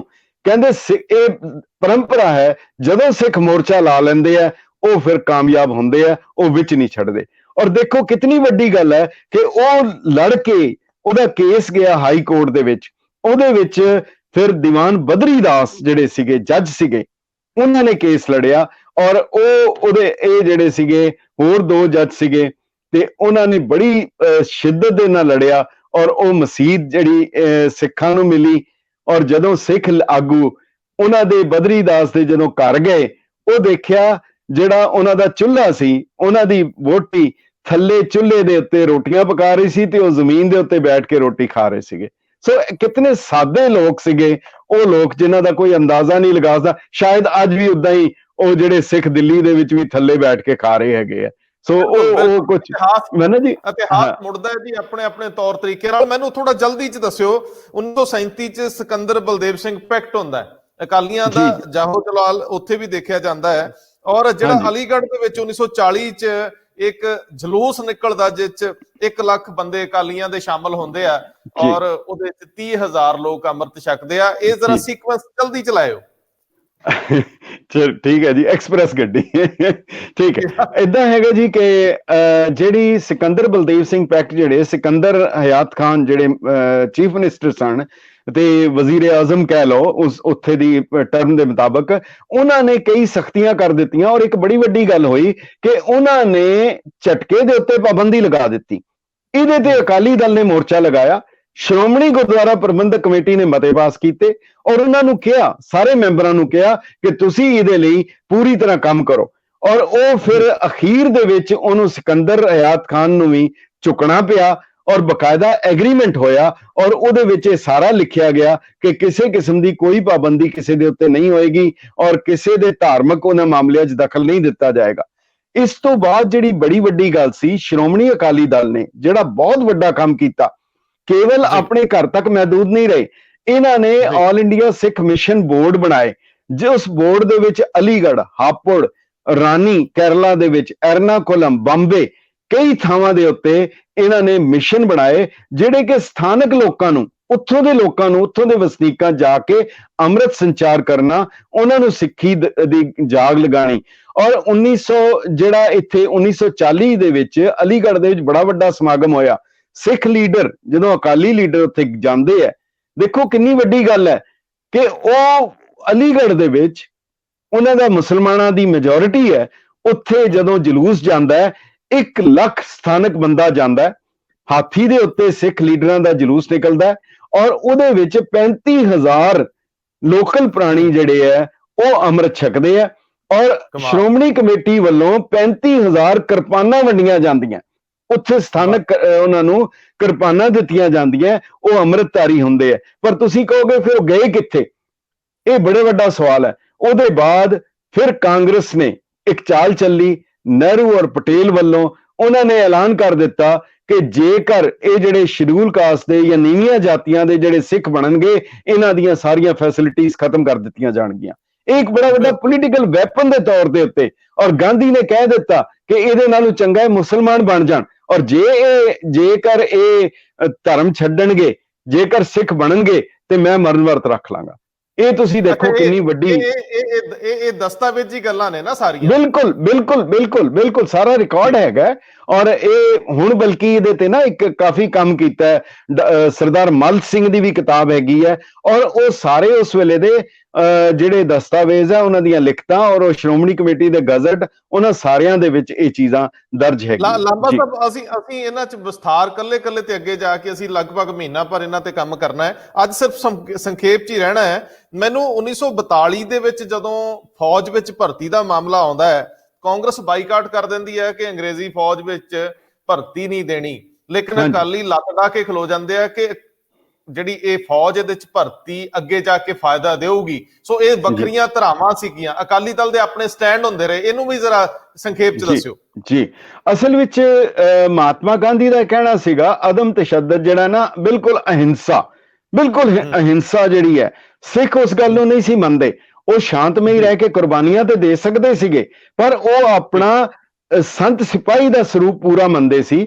ਗੁਰੂ ਗੋਬਿੰਦ ਸਿੰਘ ਸਾਹਿਬ ਨੇ ਇੱਕ ਲਾਈਨ ਛੋਟੀ ਜੀ ਕਹੀ ਹੈ, ਕਹਿੰਦੇ ਖੜਗ ਹਾਥ ਜਿਨ ਤਜੋ, ਜੇ ਤੁਸੀਂ ਆਪਣਾ ਦਸਤਾ, ਆਪਣਾ ਹੱਥ ਤਲਵਾਰ ਦੇ ਉੱਤੋਂ ਹਟਾ ਲਓ, ਗੁਰੂ ਗੋਬਿੰਦ ਸਿੰਘ ਸਾਹਿਬ ਕਹ ਰਹੇ ਖੜਗ ਹਾਥ ਜਿਨ ਤਜੋ ਖੜਗ ਧਾਰਾ ਸਹੋ, ਉਹ ਤਲਵਾਰ ਤੁਹਾਡੀ ਗਰਦਨ ਤੇ ਗਿਰੇਗੀ ਆ ਕੇ। ਪਰ ਮਹਾਤਮਾ ਗਾਂਧੀ ਨੇ ਇੱਥੇ ਤੱਕ ਕਹਿ ਦਿੱਤਾ ਗੁਰੂ ਗੋਬਿੰਦ ਸਿੰਘ ਗੁੰਮਰਾਹ ਦੇਸ਼ ਭਗਤ ਸਨ, ਕਿਉਂਕਿ ਉਹ ਕਿਰਪਾਨ ਰੱਖਦੇ ਸੀਗੇ, ਇੱਥੇ ਤੱਕ ਕਹਿ ਦਿੱਤਾ। ਜੀ ਬਿਲਕੁਲ ਉਹਨਾਂ ਦਾ ਹੈਗਾ। ਔਰ ਉਹਦੇ ਤੇ ਬੜਾ ਇਤਰਾਜ਼ ਵੀ ਕੀਤਾ। ਫਿਰ ਉਹਦੇ ਬਾਅਦ ਜਿਹੜੀ ਇਹ ਗੱਲ ਉਹਨਾਂ ਨੇ ਕਹੀ ਹੈਗੀ, ਤੇ ਮਹਾਤਮਾ ਗਾਂਧੀ ਨੇ ਇੱਥੋਂ ਤੱਕ ਕਿਹਾ, ਕਹਿਣ ਲੱਗੇ ਕਿ ਮੈਂ ਤਾਂ ਐਸਾ ਰਾਜ ਚਾਹੁੰਦਾ, ਐਸੀ ਸਰਕਾਰ ਚਾਹੁੰਦਾ ਜਿਹਦੇ ਵਿੱਚ ਪੁਲਿਸ ਨਾ ਹੋਏ, ਫੌਜ ਨਾ ਹੋਏ। ਉਸ ਵੇਲੇ ਮਾਸਟਰ ਤਾਰਾ ਸਿੰਘ ਨੇ ਜਵਾਬ ਦਿੱਤਾ ਸੀਗਾ, ਉਹ ਕਹਿਣ ਲੱਗੇ ਗਾਂਧੀ ਜੀ, ਜੇਕਰ ਐਸਾ ਹੋ ਜਾਏ ਫਿਰ ਉਸ ਥਾਂ ਤੇ ਸਰਕਾਰ ਦੀ ਵੀ ਕੀ ਲੋੜ ਹੈ। ਉਹਦੇ ਤੇ ਖਿੱਚ ਕੇ ਮਹਾਤਮਾ ਗਾਂਧੀ ਨੇ ਚਿੱਠੀ ਲਿਖੀ ਹੈ, ਜਿਹੜੀ ਰਿਕਾਰਡ ਤੇ ਹੈ ਔਰ ਸਰਕਾਰ ਨੇ ਛਾਪੀ ਹੈ। ਉਹਦੇ ਚ ਉਹਨਾਂ ਨੇ ਕਿਹਾ ਕਿ ਜਿਹੜੇ ਬੰਦੇ ਗੁਰੂ ਗੋਬਿੰਦ ਸਿੰਘ ਦੀ ਇਸ ਫਿਲਾਸਫੀ 'ਚ ਯਕੀਨ ਰੱਖਦੇ ਆ, ਉਹਨਾਂ ਲਈ ਕਾਂਗਰਸ ਵਿੱਚ ਕੋਈ ਥਾਂ ਨਹੀਂ ਹੈਗੀ। ਯਾਨੀ ਕਿ ਉਹ ਆਪਣੀ ਦ੍ਰਿੜ ਸਨ। ਪਰ 1940-42 ਦੇ ਵਿੱਚ ਜਦੋਂ ਵਰਲਡ ਵਾਰ ਦਾ ਖਤਰਾ ਸੀ, ਉਸ ਵੇਲੇ ਅੰਗਰੇਜ਼ਾਂ ਨੂੰ ਫੌਜ ਵਿੱਚ ਲੋੜ ਸੀਗੀ। ਮੁਸਲਮਾਨਾਂ ਨੇ ਭਰਤੀ ਹੋਣ ਲਈ ਆਪਣਾ ਪੂਰੀ ਮੁਹਿੰਮ ਕਰ ਦਿੱਤੀ। ਕਾਂਗਰਸ ਨੇ ਕਹਿਤਾ ਅਸੀਂ ਬਾਈਕਾਟ ਕਰਨਾ। ਉਸ ਵੇਲੇ ਦੀ ਸਿੱਖ ਲੀਡਰਸ਼ਿਪ ਦੀ ਦੂਰ ਅੰਦੇਸ਼ੀ ਹੈ, ਔਰ ਹਿੰਦੁਸਤਾਨ ਨੂੰ ਇਸ ਗੱਲ ਦਾ ਰਿਣੀ ਹੋਣਾ ਚਾਹੀਦਾ ਹੈ। ਸ਼੍ਰੋਮਣੀ ਗੁਰਦੁਆਰਾ ਪ੍ਰਬੰਧਕ ਕਮੇਟੀ, ਸ਼੍ਰੋਮਣੀ ਅਕਾਲੀ ਦਲ ਨੇ ਉਸ ਵੇਲੇ ਕਾਲ ਦਿੱਤੀ ਕਿ ਤੁਸੀਂ ਵੱਧ ਤੋਂ ਵੱਧ ਭਰਤੀ ਹੋਵੋ ਫੌਜ ਵਿੱਚ, ਕਿਉਂਕਿ ਆਉਣ ਵਾਲੇ ਸਮੇਂ ਵਿੱਚ ਫੌਜ ਦੇ ਉੱਤੇ ਦਾਰੋਮਦਾਰ ਹੋਏਗਾ। ਕਿਉਂਕਿ ਇੱਕ ਤਾਂ ਮੁਸਲਿਮ ਮੈਜੋਰਿਟੀ ਏਰੀਆ, ਜੇ ਫੌਜ ਵੀ ਉਹਨਾਂ ਦੀ ਹੋਈ ਫਿਰ ਤੁਹਾਡਾ ਕੀ ਬਣੇਗਾ। ਔਰ ਉਹਨਾਂ ਨੇ ਦੋਨਾਂ ਨੇ ਉਹ ਕੰਟਰੈਰੀ ਵਿਊ ਸੀਗਾ, ਕਾਂਗਰਸ ਦਾ ਹੋਰ ਔਰ ਸਿੱਖਾਂ ਦਾ, ਅਕਾਲੀ ਦਲ ਦਾ ਹੋਰ ਸੀਗਾ। ਉਸ ਵੇਲੇ ਸਿੱਖ ਭਰਤੀ ਹੋਏ, ਔਰ ਇਤਿਹਾਸ ਦੱਸਦਾ ਹੈ ਕਿ 1947, 1965, 1971 ਇਹ ਸਾਰਾ ਕੁਝ ਉਸ ਵੇਲੇ ਦਾ ਜਿਹੜੀ ਉਹ ਦੇਣ ਸੀ ਅਕਾਲੀ ਦਲ ਦੀ, ਜਿਸ ਨੇ ਹਿੰਦੁਸਤਾਨ ਨੂੰ ਬਚਾਇਆ। ਅਗਰ ਇਹ ਨਾ ਹੁੰਦਾ, ਅੱਜ ਹਿੰਦੁਸਤਾਨ ਦਾ ਨਕਸ਼ਾ ਇਹ ਨਹੀਂ ਸੀ ਹੋਣਾ ਜਿਸ ਦੇ ਉੱਤੇ ਇਹ ਮਾਣ ਕਰਦੇ ਹੈਗੇ। ਅੱਛਾ, ਮੈਨੂੰ ਥੋੜਾ ਜਿਹਾ ਹੁਣ ਨਾਲ ਹੀ ਦੱਸਦੇ ਜਾਇਓ ਕਿ 1944 ਦੇ ਵਿੱਚ ਜਿਹੜਾ ਰਾਜਾ ਗਾਂਧੀ ਫਾਰਮੂਲਾ ਸੀ ਕਾਂਗਰਸ ਦਾ, ਇਹਦੇ ਚ ਅਕਾਲੀਆਂ ਦੀ ਆਪਣੀ ਸਾਰਥਿਕਤਾ ਦੀ ਗੱਲ ਆ। ਜਦੋਂ 47 ਦੇ ਵਿੱਚ ਆਜ਼ਾਦੀ ਮਿਲ ਜਾਂਦੀ ਆ, ਵੰਡ ਹੋ ਜਾਂਦੀ ਆ, ਲੱਖਾਂ ਪੰਜਾਬੀ ਮਾਰੇ ਜਾਂਦੇ, ਕਤਲ ਹੋ ਜਾਂਦੇ ਆ, ਬੜੀ ਮਹਿੰਗੇ ਭਾਅ ਮਿਲੀ ਸੀ ਆਜ਼ਾਦੀ, ਤੇ ਨਾਲ ਹੀ ਗੱਲ ਰਾਖਵੇਂਕਰਨ ਦੀ ਚੱਲ ਪੈਂਦੀ ਆ, ਔਰ ਇਹ ਰਾਖਵੇਂਕਰਨ ਦੇ ਮਾਮਲੇ 'ਚ ਫਿਰ ਅਕਾਲੀਆਂ ਦਾ ਮੋਰਚਾ ਲੱਗ ਜਾਂਦਾ। ਇਹ ਦੋ ਚੀਜ਼ਾਂ ਤੇ ਜ਼ਰਾ ਦੱਸਿਓ, ਫਿਰ ਅੱਗੇ 1955 ਤੱਕ ਆਉਂਦੇ ਜੀ। ਜੀ ਜੀ, ਸੋ ਇਹ ਜਿਹੜਾ ਰਾਜਾ ਗਾਂਧੀ ਫਾਰਮੂਲਾ, ਪਹਿਲਾਂ ਮਹਾਤਮਾ ਗਾਂਧੀ ਕਹਿੰਦੇ ਰਹੇ ਕਿ ਮੈਂ ਦੇਸ਼ ਦੀ ਵੰਡ ਨਹੀਂ ਮੰਨਾਂਗਾ, ਭਾਰਤ ਮੇਰੀ ਮਾਤਾ ਹੈ, ਮੈਂ ਆਪਣੀ ਮਾਂ ਦੇ ਟੁਕੜੇ ਨਹੀਂ ਕਰਾਂਗਾ, ਇਹ ਬਾਰ-ਬਾਰ ਯਕੀਨ ਕਰਾਉਂਦੇ ਰਹੇ। ਮਗਰ ਅਚਾਨਕ ਹੀ 1944 ਵਿੱਚ ਰਾਜਾ ਗਾਂਧੀ ਫਾਰਮੂਲਾ ਲਿਆ ਕੇ ਉਹਨਾਂ ਨੇ ਇਹ ਕਰ ਦਿੱਤਾ ਕਿ ਇਹ ਦੇਸ਼ ਨੂੰ ਹਿੰਦੂ ਤੇ ਮੁਸਲਿਮ ਦੋ ਨੇਸ਼ਨ ਦੇ ਵਿੱਚ ਵੰਡ ਦਿੱਤਾ ਜਾਏ, ਔਰ ਉਹਨਾਂ ਨੇ ਪੂਰੇ ਪੰਜਾਬ ਨੂੰ ਉਸ ਇਲਾਕੇ ਦੇ ਵਿੱਚ ਸੁੱਟ ਦਿੱਤਾ, ਮੁਸਲਿਮ ਬਲਾਕ ਦੇ ਵਿੱਚ ਸੁੱਟ ਦਿੱਤਾ। ਯਾਨੀ ਇਹਦਾ ਮਤਲਬ ਇਹ ਹੋ ਗਿਆ ਕਿ ਸਿੱਖ ਜਿਹੜੇ ਹੈ ਉਹ ਉਹਨਾਂ ਦੀ ਵੰਡ ਹੋ ਜਾਏਗੀ, ਅੱਧੇ ਤੋਂ ਵੱਧ ਜਿਹੜੇ ਹੈ ਪਾਕਿਸਤਾਨ ਚਲੇ ਜਾਣਗੇ, ਔਰ ਥੋੜੇ ਜਿਹੜੇ ਹੈ ਇੰਡੀਆ 'ਚ ਰਹਿ ਜਾਣਗੇ। ਹਿੰਦੂ ਇੰਡੀਆ ਔਰ ਮੁਸਲਿਮ ਪਾਕਿਸਤਾਨ, ਇਹ ਦੋ ਹਿੱਸਿਆਂ 'ਚ, ਯਾਨੀ ਦੇਸ਼ ਦੀ ਵੰਡ ਨਹੀਂ ਸੀ ਹੋ ਰਹੀ, ਇਹ ਸਿੱਖਾਂ ਦੀ ਵੰਡ, ਸਿੱਖਾਂ ਦੇ ਦੋ ਟੁਕੜੇ ਹੋ ਰਹੇ ਸੀ। ਉਸ ਵੇਲੇ ਸਿੱਖਾਂ ਨੇ ਫਿਰ ਆਪਣੀ ਗਹਿ-ਗਚ ਲੜਾਈ ਲੜੀ, ਔਰ ਉਹਨਾਂ ਨੇ ਕਿਹਾ ਕਿ ਸਾਨੂੰ ਕਿਸੇ ਕੀਮਤ ਦੇ ਉੱਤੇ ਨਹੀਂ ਹੋਏਗਾ। ਔਰ ਉਹ ਕਾਂਗਰਸ ਨੇ, ਮੁਸਲਮਾਨਾਂ ਨੇ, ਮੁਸਲਿਮ ਲੀਗ ਨੇ, ਇਹਨਾਂ ਦੋਨਾਂ ਨੇ ਮੰਗ ਕੇ, ਲੜ ਕੇ ਉਹਨਾਂ ਨੇ ਪਾਕਿਸਤਾਨ ਲਿਆ, ਦੇਸ਼ ਦੀ ਵੰਡ ਕਰਾਈ। ਅਕਾਲੀ ਦਲ ਨੇ ਆਪਣੀ ਹਿੱਕ ਦੇ ਜ਼ੋਰ ਨਾਲ ਉਹਨਾਂ ਨੇ ਪੰਜਾਬ ਦੀ ਵੰਡ ਕਰਾਈ, ਔਰ ਉਹ ਜਿਹੜਾ ਪੰਜਾਬ ਬਚ ਗਿਆ, ਉਹ ਜਿਹੜਾ ਇੱਧਰ ਆਇਆ। ਮਗਰ ਹਿੰਦੁਸਤਾਨ ਨੇ ਉਹਦਾ ਕਦੀ ਜ਼ਿਕਰ ਨਹੀਂ ਕੀਤਾ, ਉਸ ਦਾ ਕਦੀ ਸ਼ੁਕਰਾਨਾ ਤੇ ਖੈਰ ਕੀ ਕਰਨਾ ਸੀਗਾ ਕਿ ਉਹ ਮੂਲ ਦਾ ਵੀ ਉਹਨਾਂ ਨੇ ਨਹੀਂ ਕੀਤਾ। ਪਰ ਇਸ ਦੇ ਬਾਅਦ ਜੇ ਉਦੋਂ ਜੇ ਆਬਾਦੀ ਦੇ ਹਿਸਾਬ ਨਾਲ ਦੇਖਦੇ ਤੇ ਸੱਚਮੁੱਚ ਅੱਜ ਦੇ ਵਜੂਦ ਨਾ ਹੁੰਦੇ ਭਾਰਤ ਦੇ। ਖੈਰ ਜਦੋਂ ਅਸੀਂ ਉਧਰੋਂ ਆਜ਼ਾਦੀ ਮਿਲ ਗਈ ਤੇ ਉਧਰੋਂ ਨਾਲ ਹੀ ਫਿਰ ਅੰਦੋਲਨ ਸ਼ੁਰੂ ਹੋ ਗਿਆ, ਮੋਰਚਾ ਲੱਗ ਗਿਆ। ਸਾਨੂੰ ਤੇ ਅੱਜ ਕੱਲ ਮੋਰਚੇ ਸਿਰਫ ਜਿਵੇਂ ਦਿੱਲੀ 'ਚ ਲੱਗਿਆ, ਹੁਣ ਤਾਂ ਲੋਕ, ਅੱਜ ਦੀ ਪੀੜ੍ਹੀ ਤਾਂ ਉਹਨੂੰ ਹੀ ਦੇਖਦੀ ਹੈ, ਲੇਕਿਨ ਇਸ ਤੋਂ ਪਹਿਲਾਂ ਸਾਰਾ ਇਤਿਹਾਸ ਮੋਰਚਿਆਂ ਦਾ ਅਕਾਲੀਆਂ ਨਾਲ ਹੀ ਜੁੜਦਾ। ਜੀ ਜੀ, ਉਹਦੇ ਬਾਅਦ ਇਸ ਤਰ੍ਹਾਂ ਹੋਇਆ ਜੀ ਕਿ ਇੱਕਦਮ ਮੋਰਚਾ ਲੱਗ ਗਿਆ, ਕਿਉਂਕਿ ਪਟੇਲ ਨੇ ਓਪਨਲੀ ਅਨਾਉਂਸ ਕਰ ਦਿੱਤਾ ਕਿ ਹੁਣ ਤੁਸੀਂ ਵੱਖਰੇ ਸਿੱਖਾਂ ਦੀ ਗੱਲ ਨਹੀਂ ਕਰ ਸਕਦੇ, ਹੁਣ ਤੁਸੀਂ ਸਾਰਿਆਂ ਦੀ ਸਾਂਝੀ ਗੱਲ ਕਰੋ। ਇਹ ਜਿਹੜੀ ਸੀ ਅਕਾਲੀ ਦਲ ਦਾ ਸ਼ੁਰੂ ਤੋਂ ਇੱਕੋ ਇੱਕ ਸਟੈਂਡ ਸੀ, ਅਸੀਂ ਪੰਥ ਦੀ ਆਜ਼ਾਦ ਹਸਤੀ ਨੂੰ ਕੰਪਰੋਮਾਈਜ਼ ਨਹੀਂ ਕਰ ਸਕਦੇ। ਇਹ ਬੜੀ ਵੱਡੀ ਗੱਲ ਹੈ। ਪੰਥਕ ਪਾਰਟੀ ਚਾਹੀਦੀ ਹੈ, ਉਹਨਾਂ ਦਾ ਸੀਗਾ ਕਿ ਪੰਥਕ ਪਾਰਟੀ ਚਾਹੀਦੀ ਹੈ, ਕੋਈ ਨਾ ਕੋਈ ਇੱਕ ਐਸੀ ਪਾਰਟੀ ਚਾਹੀਦੀ ਹੈ ਜਿਹੜੀ ਪੰਥ ਦੀ ਨੁਮਾਇੰਦਗੀ ਕਰੇ, ਔਰ ਉਹ ਅਕਾਲੀ ਦਲ ਕਰਦਾ ਸੀਗਾ। ਹੁਣ ਜਿਹੜੀ ਇਹ ਗੱਲ ਹੋਈ, ਉਸਦੇ ਤੇ ਫਿਰ ਪਹਿਲਾ ਮੋਰਚਾ ਲੱਗ ਗਿਆ ਜਿਹੜੇ ਦਲਿਤਾਂ ਨੂੰ ਅਧਿਕਾਰ ਦੇਣ ਦਾ, ਬੜੀ ਮੁਸ਼ਕਲ ਦੇ ਨਾਲ ਉਹ ਇਹਨਾਂ ਨੇ ਮੋਰਚਾ ਜਿੱਤਿਆ। ਉਹਦੇ ਬਾਅਦ ਇਹਨਾਂ ਨੇ ਕਰ ਦਿੱਤਾ, ਤੁਸੀਂ ਪੰਜਾਬੀ ਸੂਬਾ ਜ਼ਿੰਦਾਬਾਦ ਨਹੀਂ ਕਰ ਸਕਦੇ, ਯਾਨੀ ਇੱਕ ਨਾਰਾ ਨਹੀਂ ਮਾਰ ਸਕਦੇ। 1955 ਚ ਬੈਨ ਲਾਤਾ ਕਿ ਜਿਹੜਾ ਪੰਜਾਬੀ ਸੂਬੇ ਦਾ ਕੋਈ ਨਾਰਾ ਲਾਊਗਾ ਤੇ ਉਹ ਅੰਦਰ ਜਾਊਗਾ। ਜੀ ਜੀ ਬਿਲਕੁਲ, ਔਰ ਉਹਦੇ ਚ ਉਹਨਾਂ ਨੇ ਅੰਦਰ ਕੀਤੇ। ਯਾਨੀ ਦੇਖੋ, ਮੰਗ ਕਰਨੀ, ਜਿਹੜੀ ਮੰਗ ਜਾਇਜ਼ ਹੈ ਜਾਂ ਨਾਜਾਇਜ਼ ਹੈ, ਇਹ ਤਾਂ ਵੱਖਰੀ ਗੱਲ ਹੈ, ਤੁਸੀਂ ਮੰਗ ਮੰਨ ਵੀ ਨਹੀਂ ਸਕਦੇ। ਯਾਨੀ ਇੱਥੇ ਤੱਕ ਧੱਕੇਸ਼ਾਹੀ ਸੀ ਕਿ ਉਹ ਉਹਨਾਂ ਨੂੰ ਪੰਜਾਬੀ ਸੂਬਾ ਜ਼ਿੰਦਾਬਾਦ ਨਾ ਕਹਿਣ ਦਾ, ਮਗਰ ਪਛੜੀਆਂ ਜਾਤੀਆਂ ਦਾ ਲੱਗਾ। ਫਿਰ ਉਸ ਦੇ ਬਾਅਦ ਇਸੇ ਦੌਰਾਨ ਅੰਮ੍ਰਿਤਸਰ ਵਿੱਚ ਫਿਰ ਕਾਂਗਰਸ ਦਾ ਸੈਸ਼ਨ ਹੋਇਆ, ਜਿਵੇਂ 1929 ਦੇ ਵਿੱਚ ਜਦੋਂ ਲਾਹੌਰ ਹੋਇਆ ਸੀ। ਬਿਲਕੁਲ ਉਹੀ ਚੀਜ਼ ਜਿਵੇਂ ਹੁਣ ਅੱਜ ਪੰਜਾਬੀ ਜਿਵੇਂ ਉਹ ਕਹਿ ਰਹੇ ਹੈ ਕਿ ਅਸੀਂ ਜਿੰਨਾ ਮਰਜ਼ੀ ਲੰਗਰ ਦੇ ਸਕਦੇ ਹਾਂ, ਜੋ ਮਰਜ਼ੀ ਕਰ ਸਕਦੇ ਹਾਂ, ਇਹੀ ਹਾਲ ਸੀ ਅੰਮ੍ਰਿਤਸਰ ਦੇ ਵਿੱਚ। ਜਿਹੜਾ ਕਾਂਗਰਸ ਦਾ ਸੈਸ਼ਨ ਸੀ, ਉਹਦੇ ਵਿੱਚ ਕੋਈ ਟਾਵਾਂ ਬੰਦਾ ਸੀ, ਹਾਲਾਂਕਿ ਸਰਕਾਰ ਉਹਨਾਂ ਦੀ ਸੀ, ਸਭ ਕੁਝ ਉਹਨਾਂ ਦਾ ਸੀ, ਸਰਕਾਰੀ ਤਸ਼ੱਦਦ ਵੀ ਸੀ, ਜ਼ੋਰ ਵੀ ਸੀ। ਉਹ ਲੰਗਰ ਛਕਣ ਲਈ ਸਾਰੇ ਅਕਾਲੀਆਂ ਦੇ ਖੇਮੇ 'ਚ ਆ ਜਾਂਦੇ ਸੀਗੇ। ਇਸ ਗੱਲ ਦਾ ਬੜਾ ਪ੍ਰਭਾਵ ਪਿਆ ਲੋਕਾਂ ਦੇ ਉੱਤੇ ਕਿ ਸੈਸ਼ਨ ਉਹਨਾਂ ਦੇ ਅਟੈਂਡ ਕਰ ਰਹੇ ਆ ਤੇ ਲੰਗਰ ਛਕਣ ਲਈ ਉਹ ਅਕਾਲੀਆਂ ਦੇ ਉਹਦੇ ਵਿੱਚ ਆ ਰਹੇ ਹੈਗੇ ਆ। ਇਸ ਦਾ ਕਾਫੀ ਅਸਰ ਪਿਆ। ਮਗਰ ਫਿਰ ਵੀ 1955 ਚ ਇੱਕ ਹੋਰ ਘਟਨਾ ਹੁੰਦੀ ਹੈ।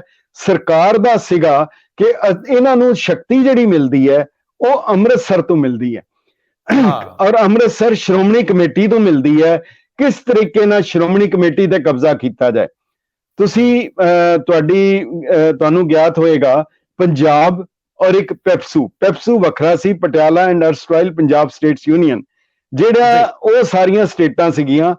ਨਹਿਰੂ ਨੇ ਇਹ ਕੰਮ ਕੀਤਾ ਕਿ ਉਹਨਾਂ ਨੇ ਪੈਪਸੂ ਦੇ ਗੁਰਦੁਆਰੇ ਜਿਹੜੇ ਸੀਗੇ, ਪੈਪਸੂ ਨੂੰ ਸ਼ਾਮਿਲ ਕਰ ਦਿੱਤਾ ਸ਼੍ਰੋਮਣੀ ਕਮੇਟੀ ਵਿੱਚ।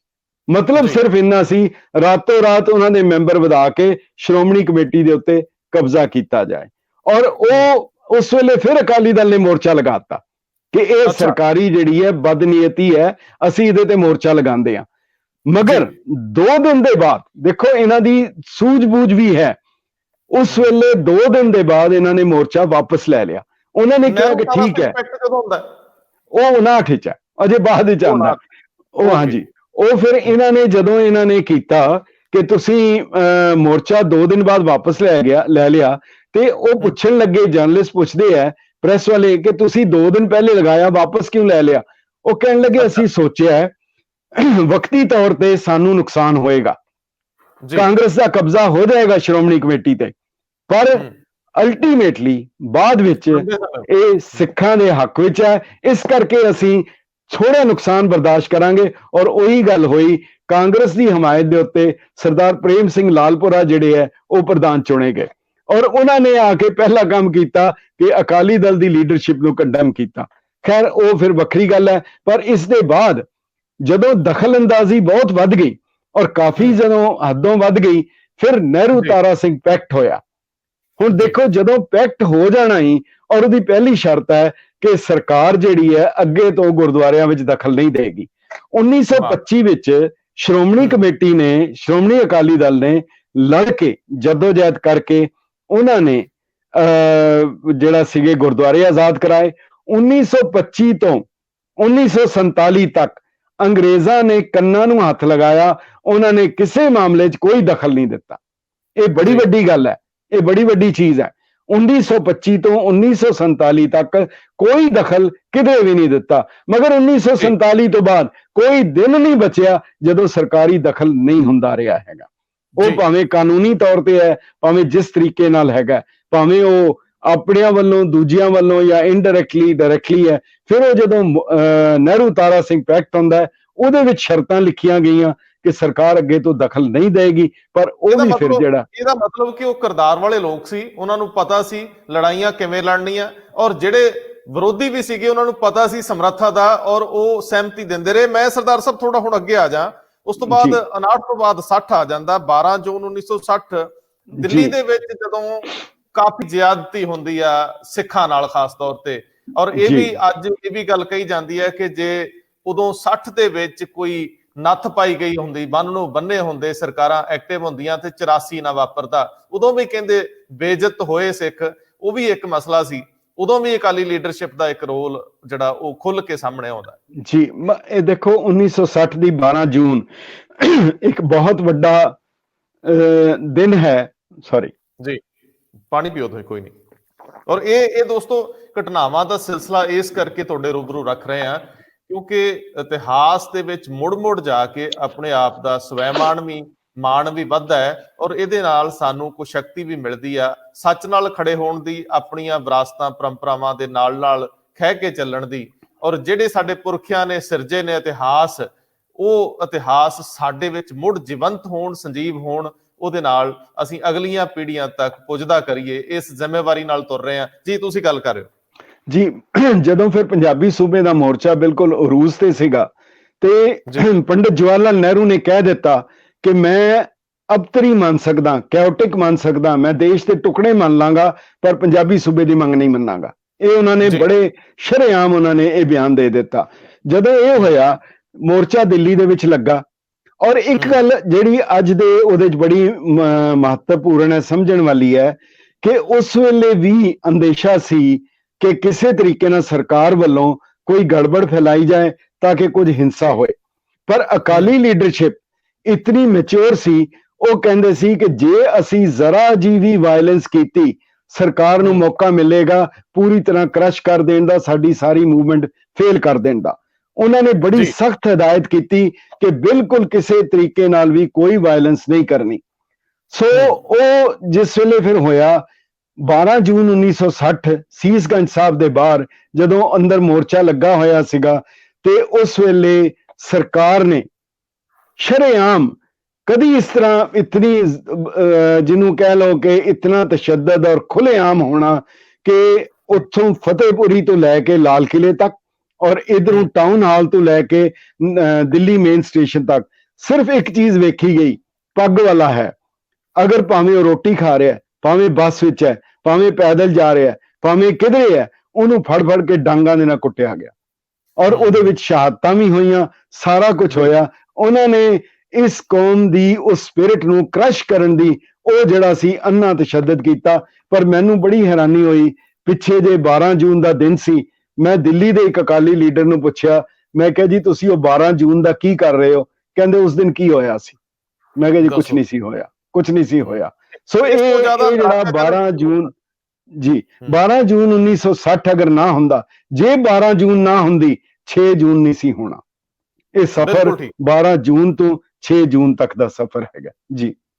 ਅੱਛਾ, ਇਹ ਮੈਂ ਸਰਦਾਰ ਸਾਹਿਬ, ਕਿਉਂਕਿ ਕਾਹਲੀ ਚ ਅਸੀਂ ਲਗਭਗ 40 ਮਿੰਟ ਕ੍ਰਾਸ ਕਰ ਆਏ ਆ, ਲੋਕਾਂ ਕੋਲ ਪੇਸ਼ੈਂਸ ਦਾ ਲੈਵਲ ਵੀ ਘਟ ਗਿਆ ਔਰ ਨਾਲ ਦੀ ਨਾਲ ਹੀ ਸਮੇਂ ਦੀ ਵੀ ਇੱਕ ਸੀਮਾ। ਮੈਂ ਸਿੱਧੀ ਗੱਲ ਕਰਾਂ ਕਿ 1969 ਦੇ ਵਿੱਚ ਗੁਰੂ ਨਾਨਕ ਦੇਵ ਸਾਹਿਬ ਦਾ 500 ਪ੍ਰਕਾਸ਼ ਪੁਰਬ ਸੀਗਾ ਔਰ ਉਦੋਂ ਜਿਹੜੀ ਅਕਾਲੀ ਗਵਰਨਮੈਂਟ ਸੀਗੀ ਉਹਨੇ ਗੁਰੂ ਨਾਨਕ ਦੇਵ ਯੂਨੀਵਰਸਿਟੀ ਵਿਉਂਤ ਦਿੱਤੀ ਔਰ ਅਕਾਲੀ ਦਲ ਵੱਲੋਂ, ਸਰਕਾਰ ਵੱਲੋਂ ਗੁਰੂ ਨਾਨਕ ਦੇਵ ਯੂਨੀਵਰਸਿਟੀ ਹੋਂਦ ਚ ਆਉਂਦੀ ਆ। ਮੈਨੂੰ ਡਾਕਟਰ ਮਨੋਹਰ ਸਿੰਘ ਗਿੱਲ ਉਸ ਵੇਲੇ ਦਾ ਸਾਰਾ ਘਟਨਾਕ੍ਰਮ ਦੱਸਦੇ ਆ ਕਿ ਕਿਵੇਂ ਮੁਸ਼ਕਲ ਆਈ ਕਿ ਜਿਹੜੇ ਡੀਏਵੀ ਕਾਲਜ ਸੀਗੇ ਉਹ ਨਾਲ ਨਾ ਜੋੜੇ ਜਾਣ ਦਾ ਰੌਲਾ ਪੈ ਗਿਆ, ਬੜਾ ਝਮੇਲਾ ਪਿਆ। ਲੇਕਿਨ ਕਹਿੰਦੇ ਜੀ ਅਸੀਂ ਉਹਨੂੰ ਸਰ ਕੀਤਾ, ਉਹਦੇ ਵਿੱਚ ਅਸੀਂ ਇਹ ਨਹੀਂ ਦੇਖਿਆ, ਕਹਿੰਦੇ ਜੀ ਮੈਂ ਲੱਤ ਡਾਹ ਕੇ ਖਲੋ ਗਿਆ, ਮੇਰਾ ਮੁੱਖ ਮੰਤਰੀ ਵੀ ਮੇਰੇ ਨਾਲ ਸੀਗਾ। ਸੰਤ ਫਤਿਹ ਸਿੰਘ ਦਾ ਟਾਈਮ ਸੀ ਉਦੋਂ ਜੀ। ਮੈਂ ਉਹ ਵੀ ਜਾਣਨਾ ਚਾਹੁੰਦਾ ਹੈ ਕਿ ਉਦੋਂ ਵੀ ਅਕਾਲੀਆਂ ਦਾ ਰੋਲ ਬੜਾ ਪੋਜ਼ਿਟਿਵ ਸੀ।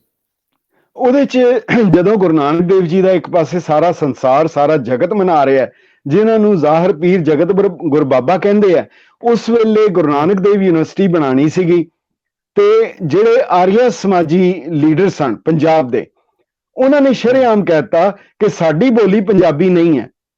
ਉਹਨਾਂ ਨੇ ਸ਼ਰੇਆਮ ਐਲਾਨ ਕੀਤਾ ਕਿ ਸਾਡੀ ਬੋਲੀ ਪੰਜਾਬੀ ਨਹੀਂ ਹੈ, ਸਾਡੀ ਭਾਸ਼ਾ ਆਰੀਆ ਭਾਸ਼ਾ ਹੈ ਔਰ ਸਾਡੀ ਜਿਹੜੀ ਲਿਪੀ ਹੈ ਉਹ ਗੁਰਮੁਖੀ ਨਹੀਂ ਹੈ, ਉਹ ਸਾਡੀ ਜਿਹੜੀ ਲਿਪੀ ਹੈ ਉਹ ਨਾਗਰੀ ਲਿਪੀ ਹੈ। ਦੇਖੋ ਕਿਤਨੀ ਇੱਕ ਅਫਸੋਸਨਾਕ ਗੱਲ ਹੈ ਕਿ ਜਿਹੜੇ ਬੰਦੇ ਗੁਰੂ ਨਾਨਕ ਦੇਵ ਜੀ ਨੂੰ ਟੋਲਰੇਟ ਨਹੀਂ ਕਰਨ ਲਈ ਤਿਆਰ ਹੋ ਰਹੇ ਹੈਗੇ, ਔਰ ਉਸ ਵੇਲੇ ਸਰਦਾਰ ਪ੍ਰਕਾਸ਼ ਸਿੰਘ ਬਾਦਲ ਦੀ ਸਰਕਾਰ ਸੀ, ਜਨਸੰਘ ਉਹਦੇ ਵਿੱਚ ਸ਼ਾਮਲ ਸੀ ਔਰ ਉਹ ਡੀਏਵੀ ਇੰਸਟੀਟਿਊਸ਼ਨਸ ਨੇ ਹਾਈ ਕੋਰਟ ਦੇ ਵਿੱਚ ਮੁਕੱਦਮਾ ਵੀ ਕੀਤਾ। ਹਾਲਾਂਕਿ ਮੁਕੱਦਮਾ ਜਦੋਂ ਸਥਾਪਨਾ ਹੁੰਦੀ ਹੈ ਗੁਰੂ ਨਾਨਕ ਦੇਵ ਯੂਨੀਵਰਸਿਟੀ ਦੀ, ਉਦੋਂ ਜਸਟਿਸ ਗੁਰਨਾਮ ਸਿੰਘ ਸੀਗੇ ਔਰ ਵੀ ਗਿਰੀ ਸ਼ਾਇਦ ਰਾਸ਼ਟਰਪਤੀ ਸੀ, ਮੈਨੂੰ ਪਤਾ ਉਹ ਜਿਹੜਾ ਇਹ ਬਾਅਦ ਦੇ ਉਸ ਤੋਂ ਥੋੜਾ ਅਗਲਾ ਘਟਨਾਕ੍ਰਮ ਹੈ। ਨਹੀਂ, ਇਹ ਜਿਹੜੀ ਗੁਰੂ ਨਾਨਕ ਦੇਵ ਯੂਨੀਵਰਸਿਟੀ ਦੇ ਉੱਤੇ ਮੈਂ ਦੱਸ ਰਿਹਾ, ਉਹਦੇ ਇਹ ਹੋਇਆ ਕਿ ਸਰਦਾਰ ਪ੍ਰਕਾਸ਼ ਸਿੰਘ ਬਾਦਲ ਮੁੱਖ ਮੰਤਰੀ ਸਨ, ਜਨਸੰਘ ਨੇ ਇਸ ਇਸ਼ੂ ਦੇ ਉੱਤੇ ਉਹਨਾਂ ਦੀ ਸਪੋਰਟ ਵਿਡਰਾ ਕਰ ਲਈ ਔਰ ਸਰਕਾਰ ਟੁੱਟ ਗਈ।